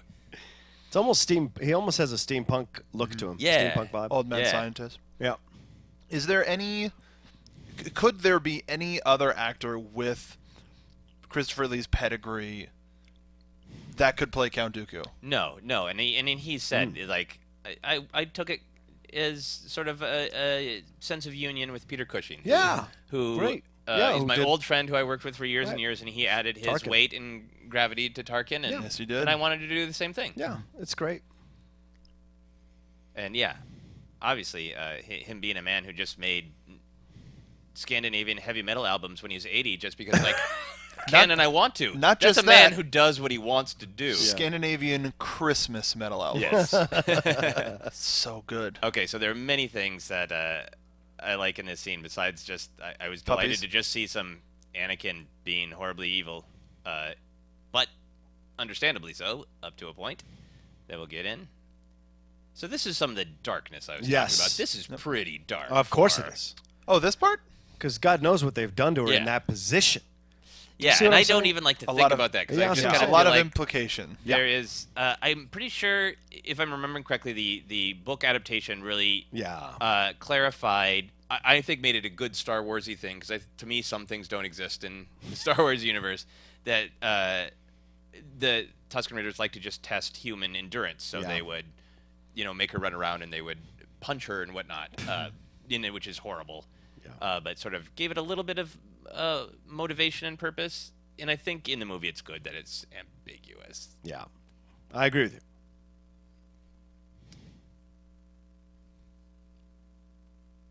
But I like that there's just nothing but happiness and positivity from her, that she's so proud to see her son having his dream completed of becoming a Jedi, Yeah. and then he immediately does a not Jedi thing. Yeah. But that acknowledgement line of "now I am complete" Yeah. is very, Yeah. like, you don't hear that line very often, but Yeah. you understand that concept whenever something similar happens in films. Right. In the idea that she All she that had a was happy keeping life her while alive. he was gone, and But all that was keeping her alive was him. Yep. Yep. And now they know, oh, he's okay. Yeah. I don't have to hang on anymore. Yeah, that happens. I had that experience with my grandmother. Yeah. She couldn't come down for my graduation from college. She'd pushed me to go back to school. I graduated. Wow. She held on with what she was suffering until I came and visited her, and a day and a half later, she passed away. That's That amazing. that yeah, happens I mean, in- you hear those stories again Yep. and again. People hold on until the thing Yep.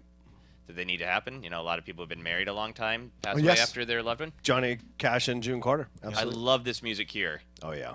That It's the change the little chasing music. and the rising. When I produced shows, I would always ask people for like psycho music, like when somebody was being crazy, Oh, and I'd yeah. point them to that. Mm-hmm.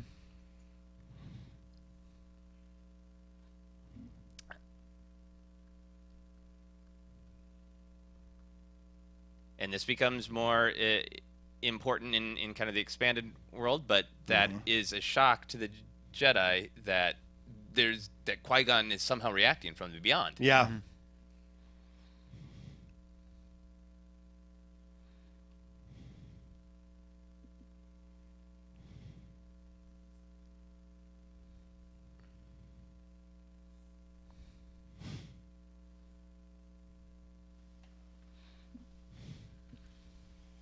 And there's Yep. that little That's Imperial cue. Great music cue.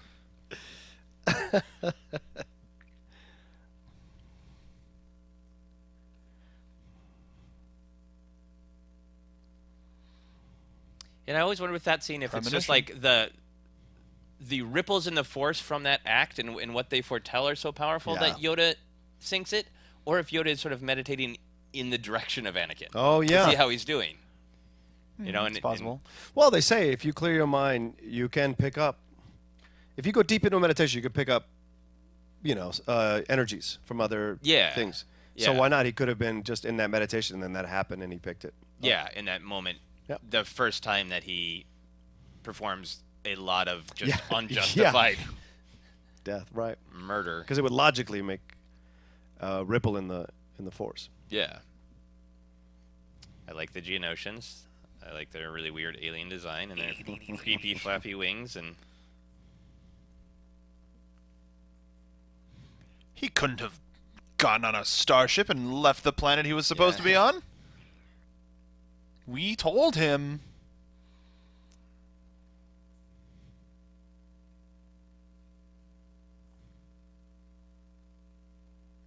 I like how constantly chilly he is. It's like, I don't think he's ever fully dried from getting so wet on Kamino.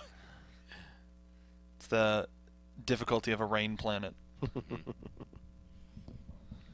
R2 checking the channels. Yeah.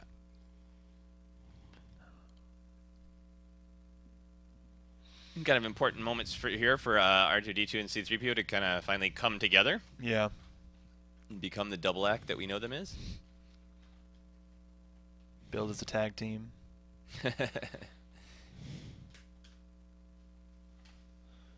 See there, believable, very believable. Yeah.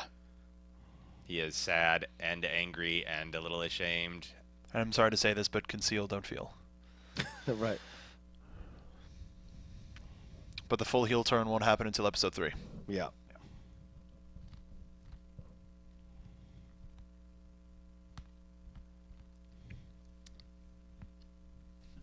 I don't know what it is, but I brought it to you. It's blue milk. Yes. Tastes like liquid M&Ms.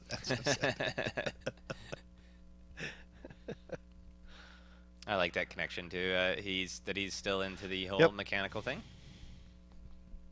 Yeah, it's kind of far from his Jedi life. Mm-hmm. Back to a simple life as a slave.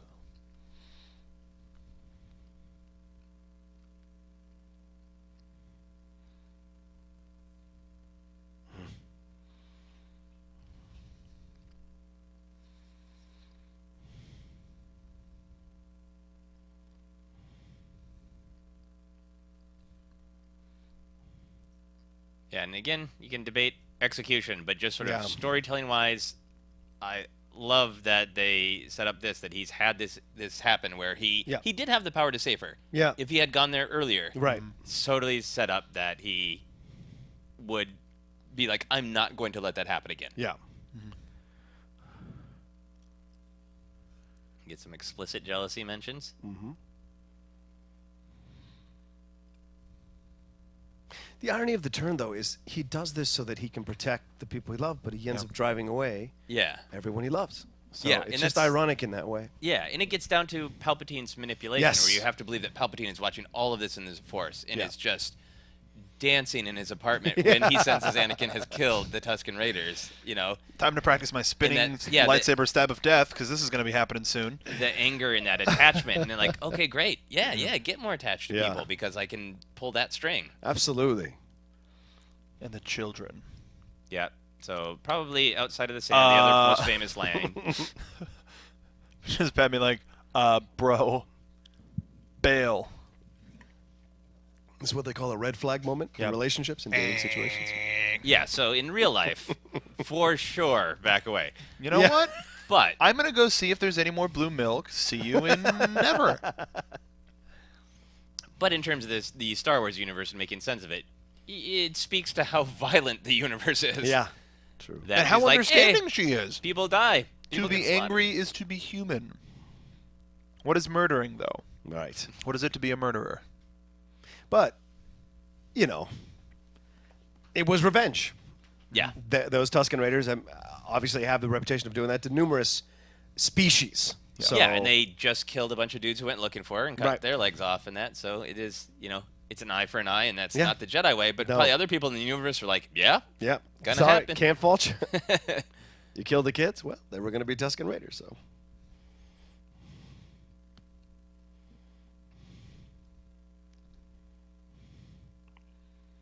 Yeah, so not this plot point of her being bought but then freed and married by Klieg it's a little complicated, but I like that it gets us to the Lars homestead and that connection. Yeah. And I also like that it gives Shmi like she had a bunch of happy time. Yeah. So it wasn't just Agreed. like her life was Like, constant don't worry. torture. Agreed. I don't necessarily buy his full story, but I agree. Yeah.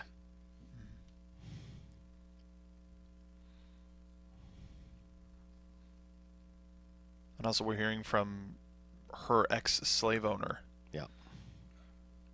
Yeah. Saying scared. I like to believe that he bought her just to get her away from slavery, and that's just Watto's interpretation that he ever purchased her. But he's just like, get away from that. That's what what it seems like, especially when Annie shows up for the first time, and he's like, "Holy crap!" And he treats him more like the fun uncle than slave owner. Yes.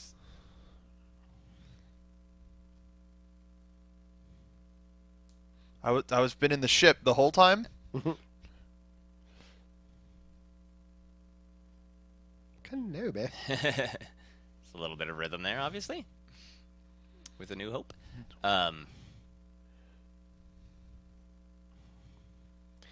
There's the Leia callback. Mm-hmm. Yeah, and we get a little bit of a sense of like it's probably not as expansive as we assume when we hear it in A New Hope, but Lars' perspective of the Jedi just come blazing in. We're sitting here, we're farming our water. Yeah. And the Jedi come blazing in, then they go running out with all of their battles and their war, and you get a little bit of that perspective of like, Luke's not gonna get involved in that. Yeah.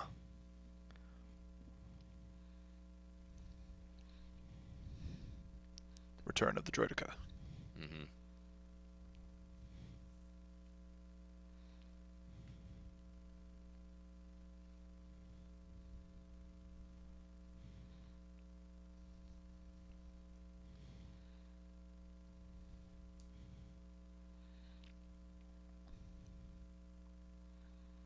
Man, I want to go to the bug planet and fight bugs. And I really like this because it is Anakin being tortured both ways. He knows he just did something that was not Jedi-like, so he's trying to listen to the Council. Right. But he also just lost someone he cares about, and he does care about Obi-Wan Kenobi. But so I think that's a great position to put him in. Plus, it was just... Go ahead, Mark. He's jealous. I can't stand him, but he's my dad. Yeah. Kinda. Damn it. My brother, my dad. Yeah. Well, it also doesn't help that Padme goes, "Oh no, we're going." Yeah, and that's great then because that's a great moment of seeing just the Leia-ness. Yeah. Oh yeah, absolutely.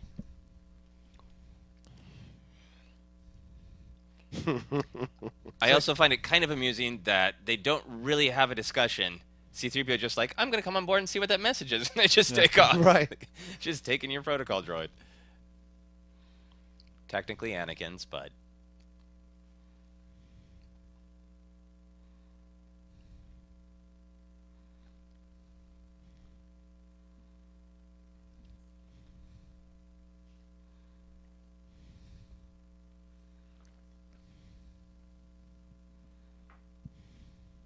Masamita, slimy politician guy.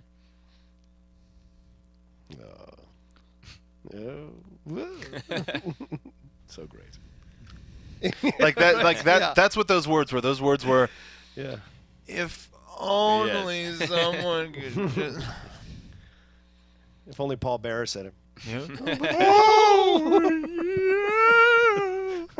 A clone army. Love that delivery. There, we got a couple in.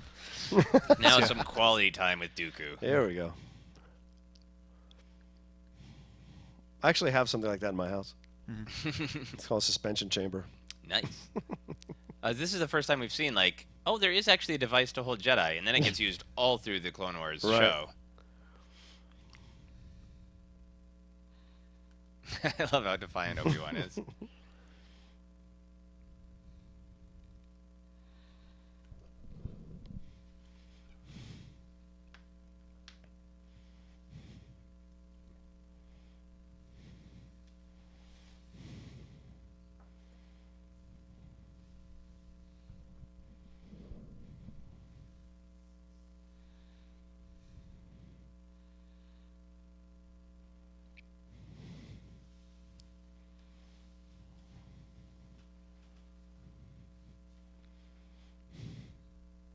Yeah, I love his attempt to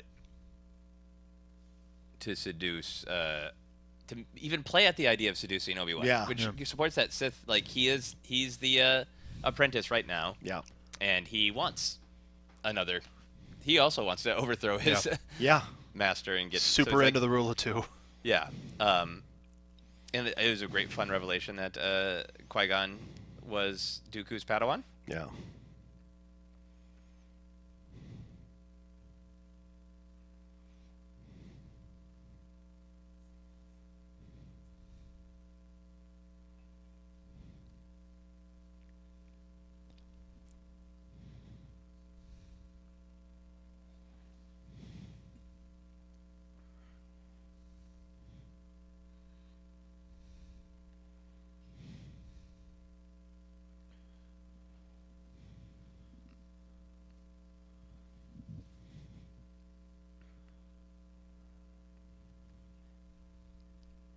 Another Dark Lord, yeah. There we go, Saruman. Okay. Yeah. And I like that he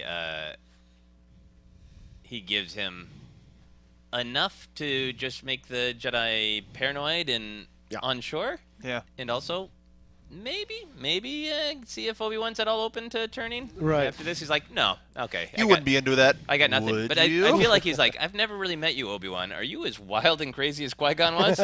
Oh, no? Okay. Yeah. Well, then I'll manipulate you a little bit. You can give this information. It's just going to confuse and frighten the Jedi. That's right. It's like, hey, man, Qui-Gon was cool. You're cool, right? No? No. Damn it. Obi-Wan does not have a medical marijuana card. Delofeligates. Qui-Gon would. Sorry. Did he just say it? Delofeligates.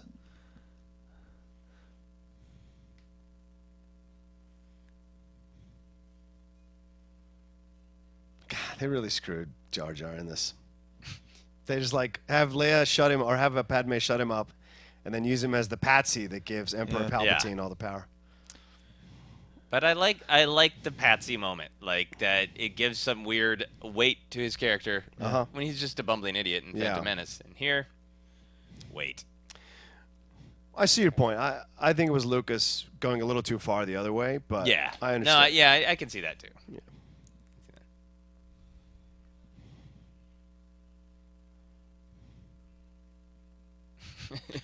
So let's You just can make a just- forever crisis. Feel his fingers crossed behind his back in his delivery.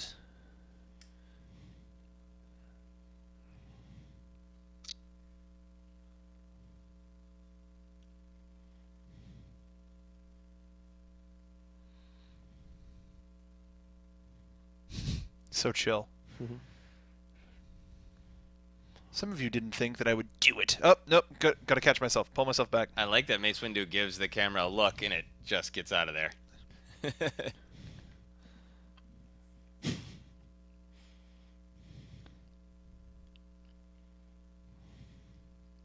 anything High seem five. weird about that to you? Nah, let's just see what the army's about. I like it when something's serious enough that Yoda's like, no, I'll go. Yeah, I'll do it. Oh, yeah. I got it.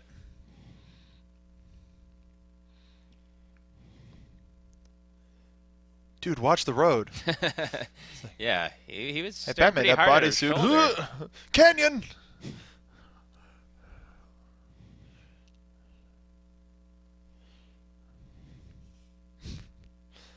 So when we were watching Phantom Menace, I asked you a little bit more, Mark. How Yeah. did you feel when you first saw this? Did you like it? Was it more engaging than Phantom Menace, or mean, were you just like too much in a high school? Everything is dumb I mean, perspective. the dark side has clouded my judgment, and I'm honestly a lot of the times when I'm silent is a lot of stuff that I don't remember. Like I remember the scene of Obi-Wan being locked up, and I just don't remember anything that Dooku actually said to him. Okay. So I'm liking it more than I did. Yeah. So when you first saw it, you were Just like, I guess this isn't Star Wars, as most children are. Yes.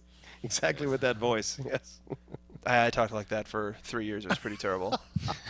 Surprised that I even got a all girlfriend. bad things pass. Oh, the irony that you're now. I'm using that voice on my own. Yeah. Because I mean, I don't think anybody wants. Oh, this movie sucks. Oh, that line sucks. I took my girlfriend. Well, we went. I don't know, like 20 of us went to see it at midnight. Mm-hmm. Took my girlfriend at the time. Mm-hmm. She fell asleep.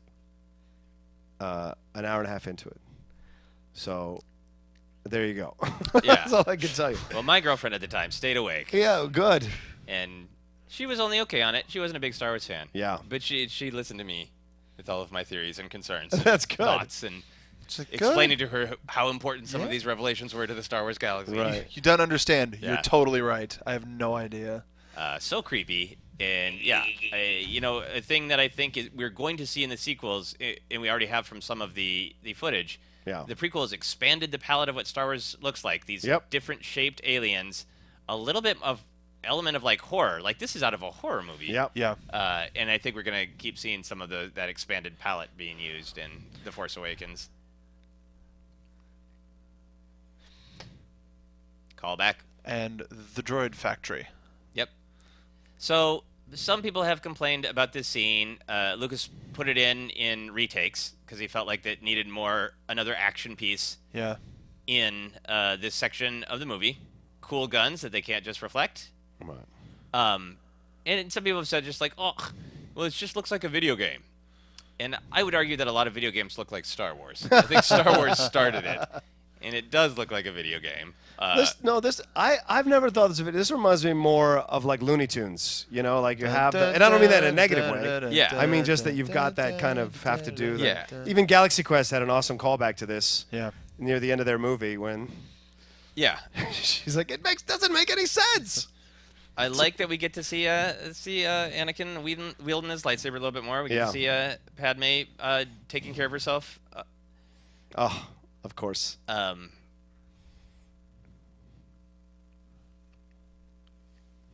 Yeah, and I've said a lot of the things that I like in this movie. I feel like we skipped a lot of the Jar Jar super broad humor, and then we get some super broad humor with C-3PO's hijinks here that I'm not a huge fan of. Speaking of Jar Jar, Vampire, Jack, and Chat, the presence of the silly cartoon bunny was not a big enough wound to the Star Wars universe. The bunny had to help a dictator rise to power as well. Okay, so controversial R2 flying. How do you guys feel about it? I don't have an issue with this. No issue with this at all. Awesome. Within the time gone, could have been deactivated. And doesn't he get shocked enough, which could shut down some of his basic functions? Yeah, he could totally fly in the classic trilogy, and we just never saw it. Or that everything in the universe is broken down, and they don't have the parts. The rebellion doesn't have the parts to fix that. So let's just optimize his walking and rolling. Yeah, we'll see if BB-8 flies around. Yeah, he sprouts like a little jetpack.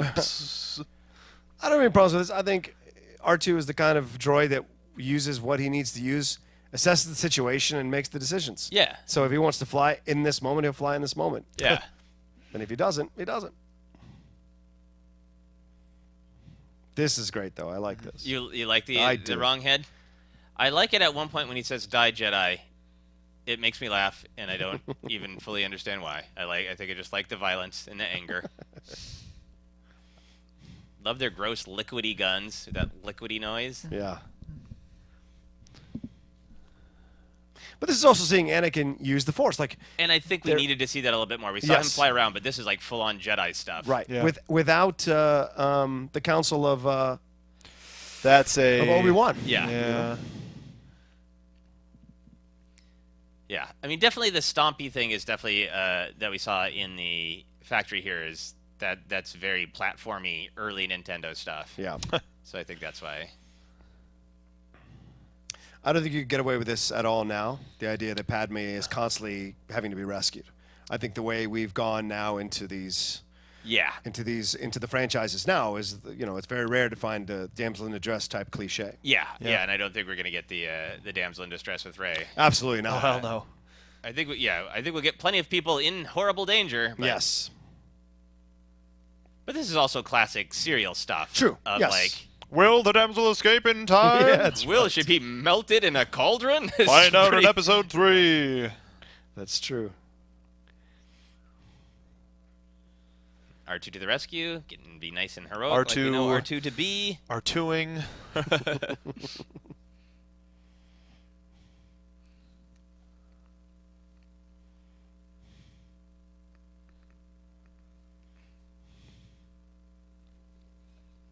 I also like seeing that maybe Obi-Wan is right that Anakin's super powerful, but a little cocky. Yeah. This is a little callback too, right? Isn't it the idea of the right? I mean, the idea of hands are always in danger of being cut off. Absolutely. Yeah. I never thought about that in this scene. Is like he gets his hand, but he gets Right? It's always Lightsaber this thing. cut in twain. Yep, and this weapon is your life. Yep. Yeah. I like that line. Obi-Wan's gonna kill me. he's not the prepubescent teen from The Simpsons. Would you like fries with that? Oh no, I dropped your taco in the oil. I'll get it. Ow. And even that look was kind of like a Yeah, like Screwed and I up. like that. Like he looks, but it's also like, what does it take to make a Jedi just stop fighting? Like utterly surrounded. Yeah. Now listen, I may be in the minority. I like this arena scene. I like it a lot too. I know people I make comments about it, but I do like the arena scene. Yeah, I will never shut up about the whole adventure serial thing too. But like Yeah. to me, this is like the scene with the Rancor. It's like your heroes being put into these weird, big, challenging, frightening, thrilling situations. Yeah. And as a fan of gladiator films, I Yeah. like the reference. So Yeah. little Spartacus action. But could you imagine if we had a return of Greg Proops as an announcer? Oh, here it comes. Super happy we don't. My least favorite part of Phantom Menace. Got the Jedi coming in. Oh, was that Proops doing that? Yeah. Yeah, Oh, not he was his the- fault. he Not was his the- fault. He's a great comedian, but He is. I go back and forth on him all the time. I've had a couple of I interactions think with him. this is played really well once they're just to the point of like we want them to be in love. Yeah. I think it is very believable that they're super into each other, and they think they're gonna die. We're about to die.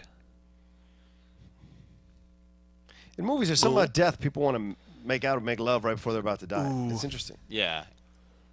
And I like the shot of them. The Geonosians like, whatever. Like this is actually back to I think what a lot of people expected this to be, a little bit more sort of classically romantic. Yeah. I mean, they're putting all of the old style like architecture to make it feel like a old Hollywood movie. Yeah. Yeah. The columns in the middle, like all that Yeah. is, you see that in Gladiator, the whole idea. I like that look between them. And this is very reminiscent of like Ben-Hur when the chariots come out. Like it's all there. Yeah. So certainly, whether or not the romance worked up to this point, it's you're certainly getting into that tragic love story now here, where Yes. we truly believe that they're into each other. Yeah. And I think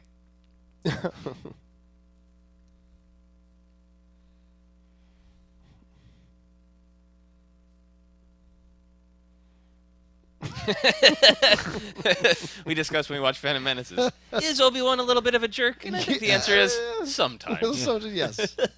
I mean, he did not want to be. He did not want to have him as his Padawan. This would not have been his first choice. No, but So he's come to love him, but Yeah. also like Yeah, but out bust of his love balls of a little Qui-Gon. bit. Yeah. I love the way the Geonosians talk with the weird clicking and Yeah. spitting and the old clicking and spitting. Oh, such a great creature, man. Yeah, I believe this is the Reek. Yeah. Reek this Saturday at the Geonosian Coliseum. I like the cheer. That's the Acklay.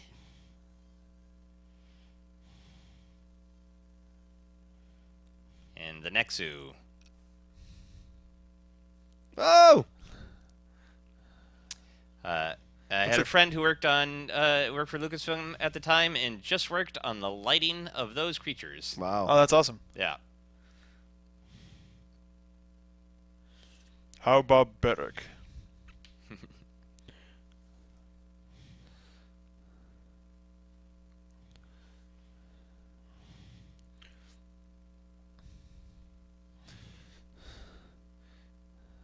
Yeah, we're talking about the damsel in distress, and I like yeah. that she's not now. Right. It's a joke. Yeah. Well, and also it's Obi-Wan being more observant than everyone else. Yes. always.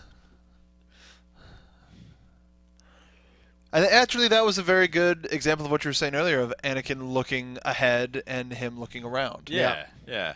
Just like, we need to stop this now. Well, we're all right. And now Dooku must know, like, they're going to put up a pretty good fight. Oh, no, he knew. Yeah. I think that speaks more to the ambivalence, him not being total dark side yet. Oh, really? Yeah. So if the Jedi hadn't showed up, do you think Dooku would have gone down and tried to finish him off himself? I think that's possible. Yeah. Sure. Dooku Absolutely. has no idea that that Palpatine totally intends to use Dooku up to a point Yeah. until Anakin is ready, which I think Palpatine absolutely knows. Yeah. I'm grooming Anakin to take over from Dooku. Yeah, he wouldn't have groomed him if he didn't need him. Yeah. Right? I mean, that's logical. And Dooku's just means to an end at this point. Yeah. Yeah. Yeah, so you also have to wonder if Palpatine sensed that Anakin was really in trouble, would he have stepped in, or does Dooku have orders not to take Anakin? Yeah. Not to actually kill Anakin? Or is Sidious even going as far as saying, when you do take over as the master, he needs to be your student? Right. Like that full, yo, hey, yeah. look at this kid. I know Yeah. you're going to kill me. And I know that's a lot of that stuff is discussed in books that are now legends, but Yeah, I don't myself know if that's been touched in canon yet. Yeah, and we beast taming. yeah, so we see this in Rebels. Yes. It's I think one of the first times we see it in the movies. The idea of reaching out with the Force to just kind of calm an animal.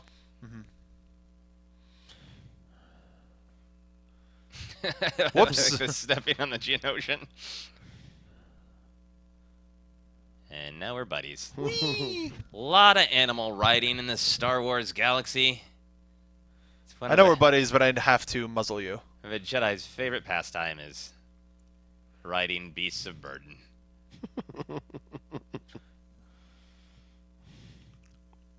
God, it's just so interesting what you were saying, Joseph, about the serial nature of this thing, because it's almost now like Seventh Voyage of Sinbad type stuff. Yeah. You know what I'm saying? And we're seeing little character moments. Yeah. We're getting little things, but it's action. A Yes. lot of it is action for action's sake, with Absolutely. with character sprinkled in there. Yep. Special effect without a story is a bad thing. I think George Lucas said that. Yeah. But I mean, it's pausing and enjoying it for the sake of enjoying it. It's Yeah. part of the point, you know.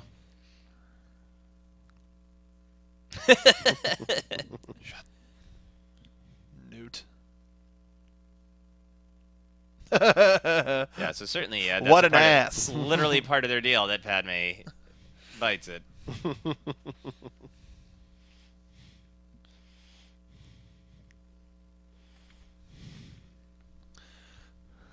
At least I don't have to get my hands dirty. And this is great. The establishing shot of Oh, Windu. yeah. Hey. Like an old Western Yeah. Very much cowboy. so. Very much so. He almost has spurs. Purple lightsaber.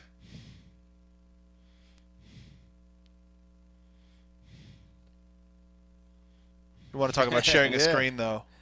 Yeah. Was Oh, waiting and this is like, you're waiting for this. Yeah. Jedi. Jedi Right. everywhere. So many cool Jedi. Some of you know. There's Yep. Barriss Offee, I believe, who becomes a big deal in, Yep. in the Clone Wars animated series.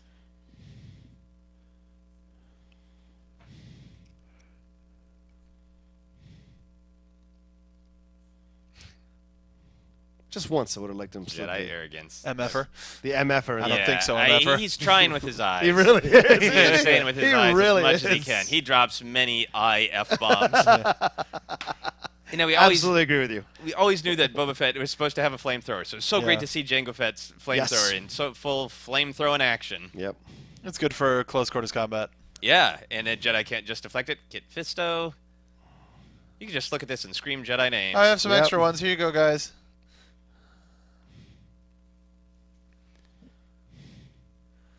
Yeah, that's one thing I get very nerdy and nitpicky about is like I like that they lost their lightsabers, but I like Jedi having a special relationship with their lightsaber. Yeah. Yeah. The fact that they're a little interchangeable, like Yeah. narratively, that's the way it has to happen. I agree with you. This Joseph. weapon is your life, but here's a backup. Yeah. Yeah, and you have to wonder if the Jedi kind of keep extra or if they built them real quick. Well, but- and what do the kids use in the training session? yeah, maybe Yeah. these are training lightsabers. They're not like full power. Yeah, this is just some great. I don't see how you can be a Star Wars fan and not enjoy Yeah. just I all of the lightsaber, all the Jedi. Space Dickus.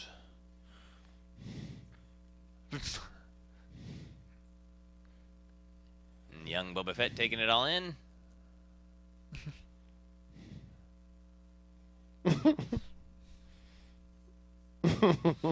Why was I built for destruction? I think Lucas gets concerned that things are going to be too dark and adds humor Right. sometimes when it's an odd mix. Yeah. Back to back. think we have the Die Jedi Die line coming up here soon. And this is... Whoops. Yep. There you go. Very Western, too. Yep. Jango Fett being a total badass. Well, that was him saying to himself, "I'm such a badass."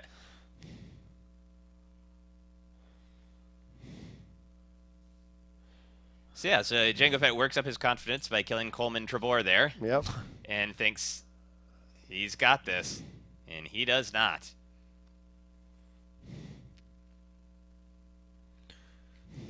At least he wasn't trampled.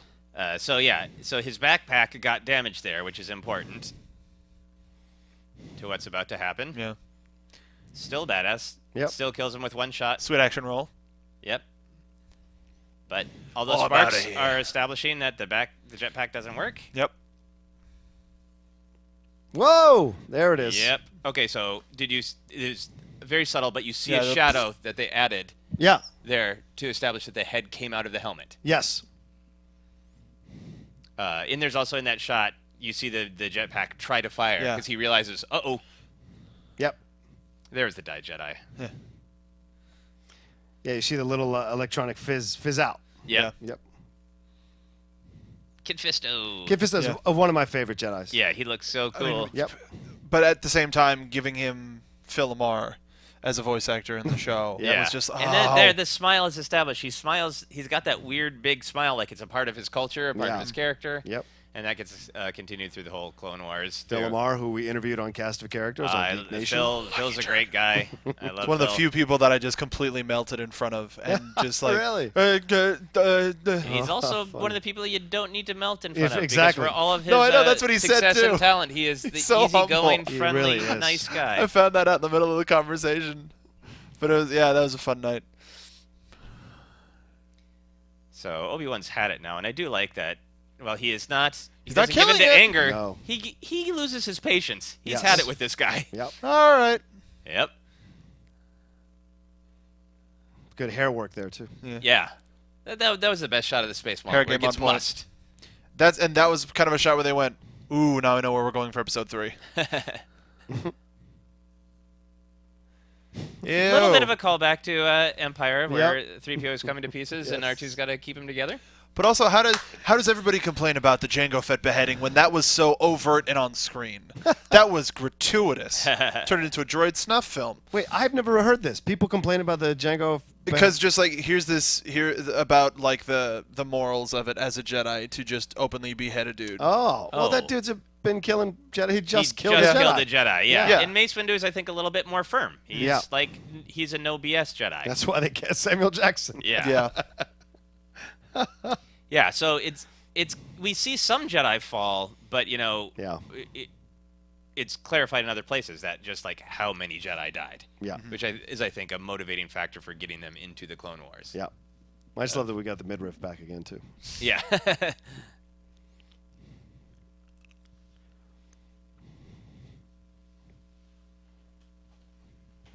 Which we've seen. Yes.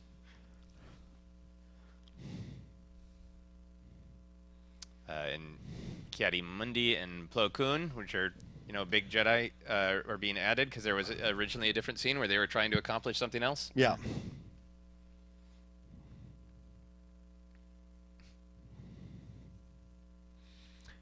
Clearly, you won't be able to dispel this many blasters at the same time, but good try. You will try. Yeah, his hair's looking pretty good there. Yeah. Pretty rocking. Oh, snap. First time we see the Republic gunships, which I really love the design of them. Yeah. Yoda's such a badass. Yeah, he really is. A perimeter create. And I've always loved that of like these clones who've been trained to follow orders. Like, Yeah. we're gonna take orders from this guy. Uh-oh. What? Remember, The thing do must, now you will. What? understand your orders clearly so you can do them immediately. Yeah. So we got this guy? This guy who speaks all around. Clarity listening important is. That's why I love the little jokes they have in Clone Wars sometimes Yeah. with that. It's like, I don't know, man. Shakti. Till I walk in, the party doesn't start. I'm happy they didn't give him like a one-liner. Give who? Like an Yoda? action Yeah. movie one-liner. Yeah, that's as close as Yoda gets. Yeah. Yeah. Around this, Just create a perimeter around the survivors. around this survivors, a perimeter create. Yeah, I wanted to hear you guys do it. They're always getting left behind. Yeah. Yep.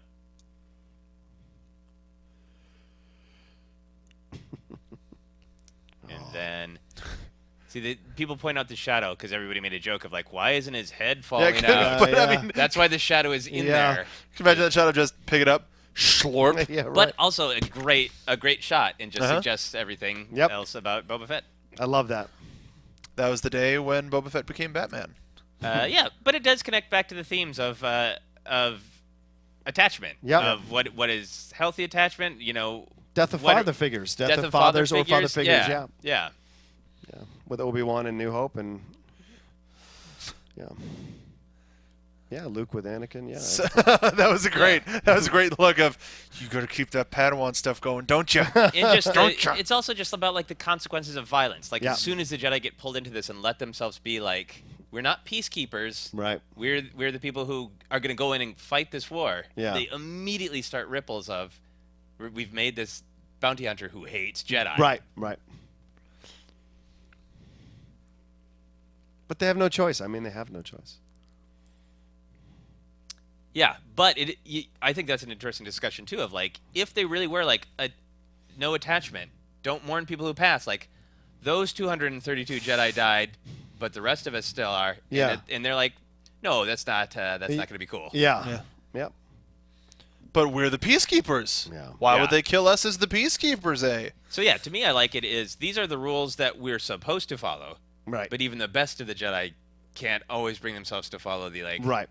No attachment, just let it go. If someone dies, they die. Yeah. And the early designs of the tanks, the walker tanks. Yeah, and these strange spider droid things. That was just looking.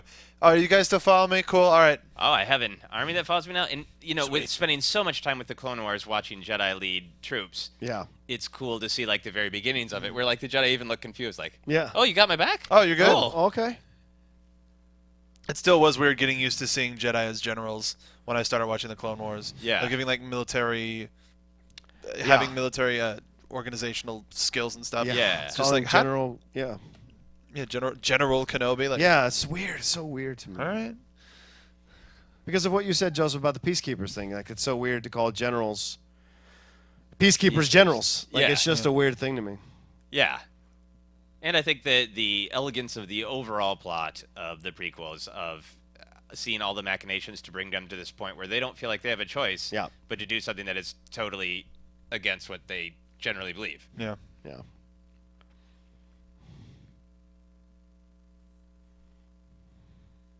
They're always worried, those Nemodians. You don't say. Nemodians seem like really bummer friends. Yeah. Like, whenever you hang out Constantly with them, worried. like, how's your day? Oh, not good. Like, come on. A little bit of positivity, dude. They forgot the extra pickles on my cheeseburger. You let it affect you? It's not that big of a deal, guys. Another parking ticket. I didn't get a last kiss where I dropped her off. Son of a... And there's I bought drinks and dinner. the establishment of the ultimate weapon, the Death Star. Yep. Love that cane.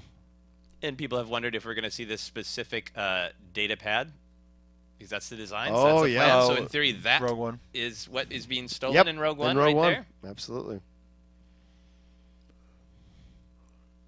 Such a big fan of huge tusk canes.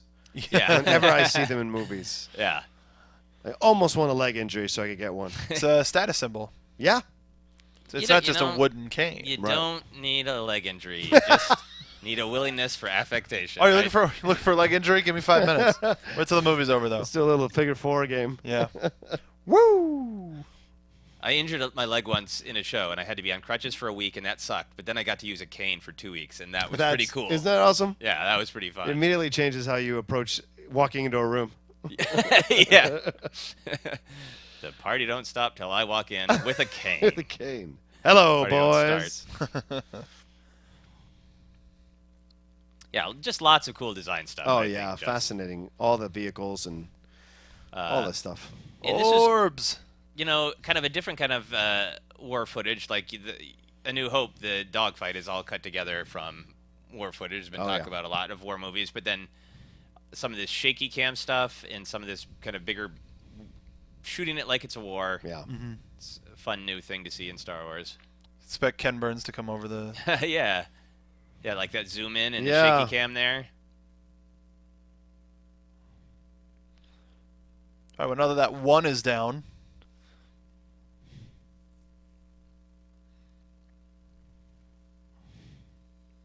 I really like that shot. Oh no, it's great. See, that's the thing. His visuals are amazing, man. Yeah. Yeah. You can just say it over and over again because he just keeps building upon it. It's fascinating. Yeah, they're interesting and moody and strange Yep. and establish.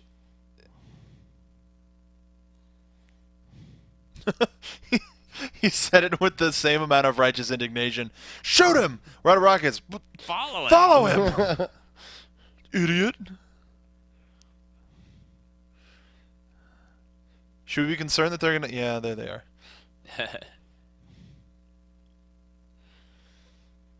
But I also like the I think we get some verbiage to this point, but I like the desperation that they think they can finish this. They can stop this from becoming a huge war if they get him. Yep. Yeah, it'll just be this one fight. That'll be it. Yeah. It's not the Clone Wars, it's the Clone War. Yeah, like, this is the one clone fight. war.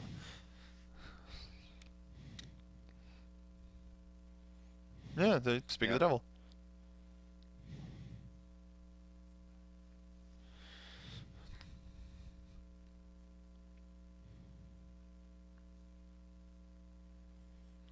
It's a good back and forth. Yeah, there's a lot in there that I really like. I like Obi-Wan's humility that Yeah. I can't take him by myself. You are the chosen Yeah. one. This is what you're supposed to do, actually. Right.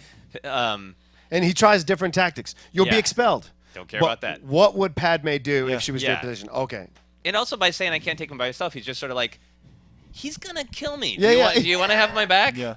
Anakin? And also just kind of That's a good point, sort Joseph. of the richness of it. Of Obi-Wan has no idea he just went through this horrible thing with his mom. Yeah, that's true, That that's he just true. lost somebody he cared about. That's true.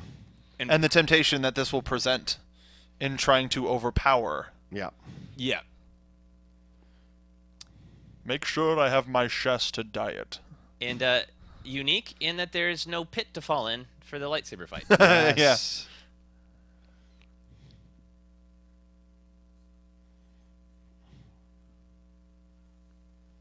Finger guns of lightning. Yeah. Little callback there. Yeah, it's cool to see. Call that is forward. definitely Call assisting. forward on it. Yes, I'm sorry. Yeah. Yeah. Screw you, Mark. Yeah. It's Yeah. still a callback because damn it, I saw Yeah. Jedi before. As- I love that Obi-Wan is just like, no, I'll use the Force to kind of pull it into the lightsaber. That's fine. I've always liked the design of Dooku's Yeah, lightsaber. his yeah. hilt It's is so cool. classy. It's Yep. yeah, it's elegant and different, and yeah, I like that it's and there's a little bit with Kylo Ren, the red and the callback Yeah. in that way. yeah. I like Dooku's costume too. I like it's just so stately and dignified. And reminds me of Dracula for some reason. Oh yeah. Well, I wonder why. Now this, I think, is not a great shot. She gets up. Agreed. Oh yeah, she way gets too up quickly. a little bit. Yeah, I'm good. All right, let's go. What are we doing? It's that getting up was okay. She apparently went through a number of Yeah, it's the run nervous there. breakdowns, worrying about how she was going to come across in the film. Yeah, and I feel like Films. there are a few of those green light or green screen moments where you're just like, you can't. Yeah, As an actor, that's tough stuff. it really is. All right, now run in place. That was cool to see a Jedi injury that's not. It's not a complete decapitation. It's just an injury tactic. It's just an injury tactic, and also just sort of in the analogy or so the metaphor of getting parts cut off and getting replaced with machinery is a metaphor for losing your humanity, and Yep. losing a part of yourself. Like that's not who Obi-Wan is, so he can't lose a leg and get a mechanical leg. Right. So how do you handle that? Kind of missed twin saber assault mode. This is Yeah. very reminiscent also of what Rebels did in their to begin the season 2 earlier this year. The Yeah. siege. Yeah, the siege. Yeah. You had the siege of Lothal, right? You had two You had a the master Padawan and and the Master going against Vader, going against an evil Sith. Yeah, you know? Sith Lord, and Yep. they both felt a little bit like we're probably a little outclassed, Yes. but we're gonna keep trying. Yep. And the young kid runs in, right? All that stuff. Yeah. Yep. Well, this is not as like that shot Hopeless. was good, but it's a little bit more cut together. Oh, there it is. Yeah. Just like, and that seemed like much more of a Dooku waiting. And Dooku almost seems like, oh crap, I shouldn't have done that. I just did it. Palpatine made it clear I shouldn't. I was I've supposed made to hurt him. my Yeah. decision. Either Yep. that, or maybe Anakin was putting him through his paces a little bit. Oh. Like, oh, this guy's good. I Yeah. gotta just take his arm off and Yep. end this because he's not gonna kill me, but he's putting me through my paces. Yeah, that's a good point, Joseph. Oh, a little bit of a Western twang there. Yep. Here comes Christian's hates this fight. Why? What does Christian hate it? He thinks it's an unnecessary thing for Yoda. And Christian if Harloff. I'm quoting him correctly, Christian Harloff for Smoes, yeah. he doesn't like the fight because I don't think he thinks it's believable or works within the Well, here's my thing. the- Yeah. the mythology of the character. I guess. Right. Yeah. If I don't like mind. I Christian, love it. you grow up with the original trilogy. There's a little bit of elegance of Yoda and the Emperor are the height of light and dark. Right. They don't use lightsabers, and you think like, oh, well, maybe they're beyond it. Right. So if you grow up with that perspective, I understand. But at the same time, it's really cool to see Yoda with a lightsaber. Yeah, I'm older than Christian. I enjoy it. I like this moment. This you is know. one of the moments I will always powerfully remember. I saw this with my good friend, the guy who got me tickets to the midnight showing. Yeah. And as it became clear Yoda's about to draw his lightsaber in just a minute, pounded his legs with such excitement, Yeah. like he was bruised the next day with just the joy of, I've wondered for so long, does he have a lightsaber? Would he use a lightsaber? Right. So I can see it both ways. I can see Right. like it would be elegant if they just didn't. That's what makes us But- enjoy talking about Star Wars Yeah. because there are two sides to it always. It's always certain points of views. Yep. I'm starting to think now that this seems like more of a last resort for him because he is so spiritual. Yeah. That this Yeah. is the last Yeah. thing that he wants to do. Right. Absolutely. And I love that he used the Force to grab the Right. saber Yeah. from his belt. That was so cool. Plus, it was his Padawan, right? Yeah, Dooku was- and that gets revealed yeah. in just a minute here. Yeah. that Dooku was his Padawan. Yep. And so he knows he has to go to that extreme Right. in order Yeah. to stop this guy. Yeah, because the Jedi just have a no BS, like, we'll think about anything, but Sith Lords get cut down. Yeah. Mhm. They get put down, period. Yep. Yeah, and he has to have that sadness that, oh, my Padawan has fallen, I didn't want to believe it. Right. I loved the hell out of this. I don't know. I get people not liking it, but I loved it. Yep. Yeah, there is. And this was the first time I understood the phrase economy of effort. Yeah. Because Yeah. Yoda moves slowly. He rides that Walmart wheelchair. Yep. Like he does not make quick movements unless he absolutely has to. Yeah. And only when necessary. And I love this scene for that. Yeah. And I love that he has effort into it. Yes. You can treat force powers lots of different ways. I like the idea that when it's heavier, it's more complex, they do have to concentrate. So that Yes. takes all of his concentration. Right, it's not like spinning an orb in your hand. Yeah. When there's no other danger, when you're just It's like just Or- spinning a chrome ball to impress a girl. right. Feeding her with a pear. Dooku does have a regal nature to him that's so great. Yeah. Such a great choice by him. And this It ma- strange ship right at the end with its weird sun sails. Yeah. Just Flipping for which Star Trek movie was that? solar sails. Yeah. Not First Contact. First guy, yeah. No, it was another one. I can't remember. oh. Insurrection. Insurrection. Where there was a weird solar sails. I love this where he is Well- like was flying around but like Yep, this he is what I feels mean. it. Yep. Yeah. Economy of movement. I'm Yep. like I can move that way when I have to. Right. But the cane's not for show. No, it isn't. When 800 years old you reach, move as quick you will not. Yes. Still an old dude. Yeah. So Hurt, hurt while you're back. Yes. Yeah. Have we seen Coruscant? It kind of looks like dark and broody there. Yes. Almost like a mechanical planet, right? Yeah. Yeah.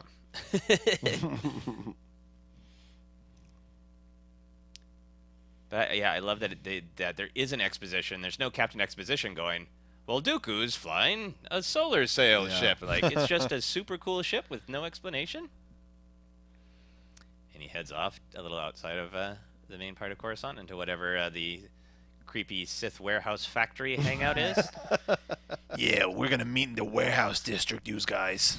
Total mob thing. Little Yeah. city of industry look. for those California That's lovers. a local reference. Yes.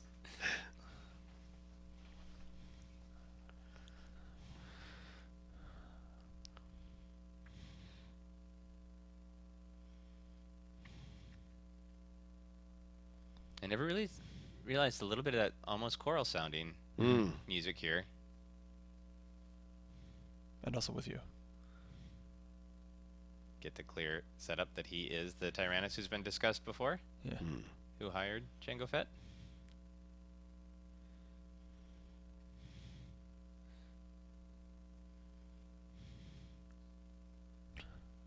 It's very Hydra-like too. Like Yeah. what we're seeing with Hydra in Yeah. the Marvel movies, bought senators, Yeah. people who've been involved in the good side supposedly for quite some time, Yeah. Yeah. poisoning from within. Yeah, and for whatever else that Lucas didn't have planned, I think he always did have planned that the story of the government is the same as Vader. Of they started good, but the darkness from within. Yeah, corrupted it. Yeah.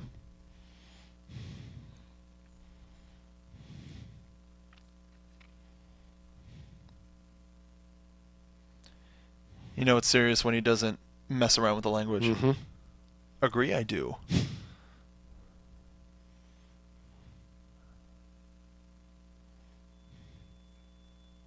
And I like this because I feel like it's the theme that I was talking about earlier, where they kind of finally understand that like everything that's been happening is totally out of their control. Yep.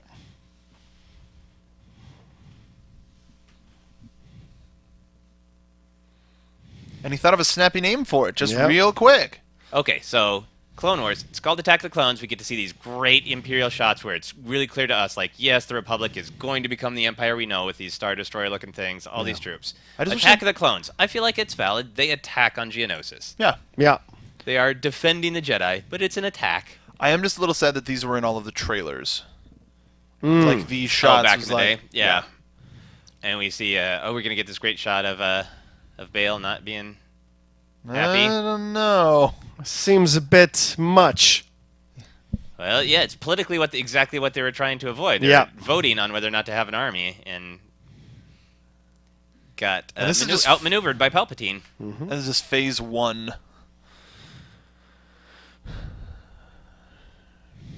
That little fist. That was great. Yeah, nice subtle little, this is awful, I don't want this to be happening. Right. Get a little marriage action. Yeah. Yeah. Which one of the droids do you think is the best man in the Maid of Honor? I think they're both witnesses. Yeah. And I love that. He's Creepy got the, Skeletor hand. He's got the, yeah. Creepy Skeletor. They haven't had time to put the flesh on. I'll take you, robot hand and all. Good.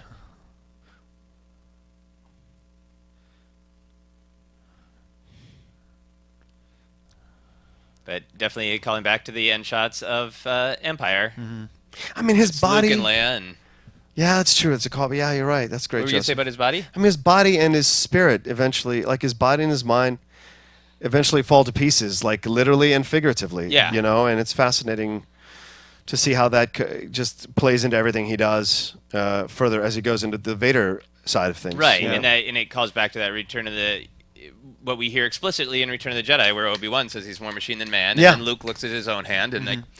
So we see like More lots of the machine beginnings than of man. Vader. We see him Yeah. not being able to deal with losing somebody's attached with, murdering people, Yeah. and getting away with it, Yeah. murdering lots of people, Yeah. not having the power that just plain not having as much power as he wants to have. That Right. like literally Dooku can beat him, and he doesn't want people to be able to beat him, Right. Because he thinks he knows the way the galaxy should go. Yeah. Because he still believes he's a good person within Yep. all that, and then we have the the literal sort of physical manifestation of all of those themes by losing the arm. Right. Do you think at the end of the next movie, do you think he's fully embraced that he is evil? This is evil. He has chosen evil. Or do you think he has a misguided idea of that he's doing good, even though he's in all black, and he has that kind of thing of looking? I think he believes what he says toward the end of Revenge of the Sith, that from his perspective, the Jedi are evil. Okay. So he knows, like, well, the Jedi call this the dark side, but that doesn't mean it's evil. It's Right. just a fuller picture of the Force. Right. And the Jedi kept me from my mom. They're the ones who are rigid and let the universe and the whole galaxy fall to crap. Right. And Obi-Wan You can make an is argument taking all this stuff with from that, me. yeah. So I think he's in. To me, it's great because when you're in that moment of anger, and you can get everything in life to align to make sense to your anger. Clarity. And I feel like he gets to that point where like it isn't my fault. This person stabbed me in the back. Right. This bad thing wouldn't have happened if they hadn't done that. And I think the cool and frightening thing about the story of the dark side is like, what if you were able to just lock into that moment and believe that always and not have that moment of like, I was angry, I didn't really mean that, I wasn't thinking clearly. Sorry for that whole youngling thing, guys.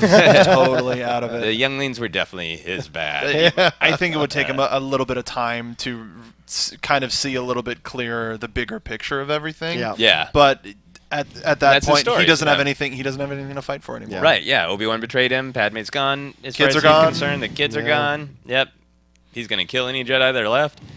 So definitely, just like the Phantom Menace, a weird movie, but I think structurally a better movie. I think it starts to crisp up and become Anakin's story. But we get to spend a lot of quality time with Obi-Wan. Definitely a rocky romance, I think, regardless of your perspective. But lots of cool action, lots of cool expanding the palette of Star Wars. And it watching the Clone Wars kind of helped fill in some of the blanks of that quote unquote blanks that this movie presented. Yeah, and if you're going to judge movies just by movies, that's the movie. That's but the if you're movie. going to enjoy the whole expanded universe, there's a lot to like infer and get excited. It's like, oh, you see that Jedi, that Right. we're going to get to know. I think Clone Wars saved the franchise. Absolutely saved the franchise. Prequels? Yeah, with the prequel. No, I mean, yeah, just the in Clone general? Wars that came afterwards. Yeah. I mean, that TV show saved the franchise. Certainly, I think a I lot think of- it left unfortunately, look, I just enjoyed this with you guys. No, this that was was a fun great. time. That was a lot of actually. fun. And so, having not seen it in so long, it was fun to watch this and then hear you guys give me the backstories or the information of what's going on here because it's fun to see how much I still know, how much I do know, but then the little things that I don't know, how much that enriches the story. And Clone Wars, I think, did that as well in such a huge way to fill in all the holes and the bad feelings that some people were left with after the prequels, including me. I will admit that, including me. And to see all that, how that played out in Clone Wars is why I think it saved the franchise, you know, in such a good way. I mean, we might have eventually had another trilogy, but I think Clone Wars really kept the hunger alive for it. Kept the hunger alive, and I think made it clear that a lot of things that people don't like about the prequels are execution, not it being a bad story. Yeah, exactly. Right. Yes. Yeah. Exactly. Cool. Well, any final thoughts? I think that was a hell of a final thought. In general, That was really. a good final thought. Yeah. All right. Well, thank you guys so much for watching. We'll be doing Revenge of the Sith and the rest of the whole Star Wars saga soon. I am Joseph Scrimshaw. You can find me on the internet on my website, josephscrimshaw.com, and all of the social medias at Joseph Scrimshaw. You can find me on Twitter at SoapboxMark. Just did two watch-alongs for Betch the Future, Part 1 and 2 this morning. Check them out if you're in the mood. I mean, today's the day of all days to be interested in watching Back to the Future 2. Yes. It was a lot of fun. Go check it out. You can find me at The Rocha Says, ROCHA. You can see all the shows. I promote my stuff all there, all the podcasts and all the after shows I do, you can see there. And I've just started writing some stuff for Schmoes Know, so you can find some of my articles on the Schmoes Know website. And I think we'll be on the Schmoedown tomorrow night if you watch it on the Schmoes Know, going up against the winner of Team Collider and Team BOB. We'll see what happens with Team Top 10. Awesome. Thank you very much. Many Bothans died to bring you this watch-along. Producers Maria Menounos, Kevin Undergaro, Phil Svitek, and the entire Popcorn Talk Network, we would like to thank you for tuning in. For questions or comments, be sure to visit popcorntalk.com. I'm Sir Richard Wentworth, and this has been a presentation of the Popcorn Talk Network. The views expressed herein are those of the hosts only and do not necessarily reflect the views of the Popcorn Talk Network or its owners or principals.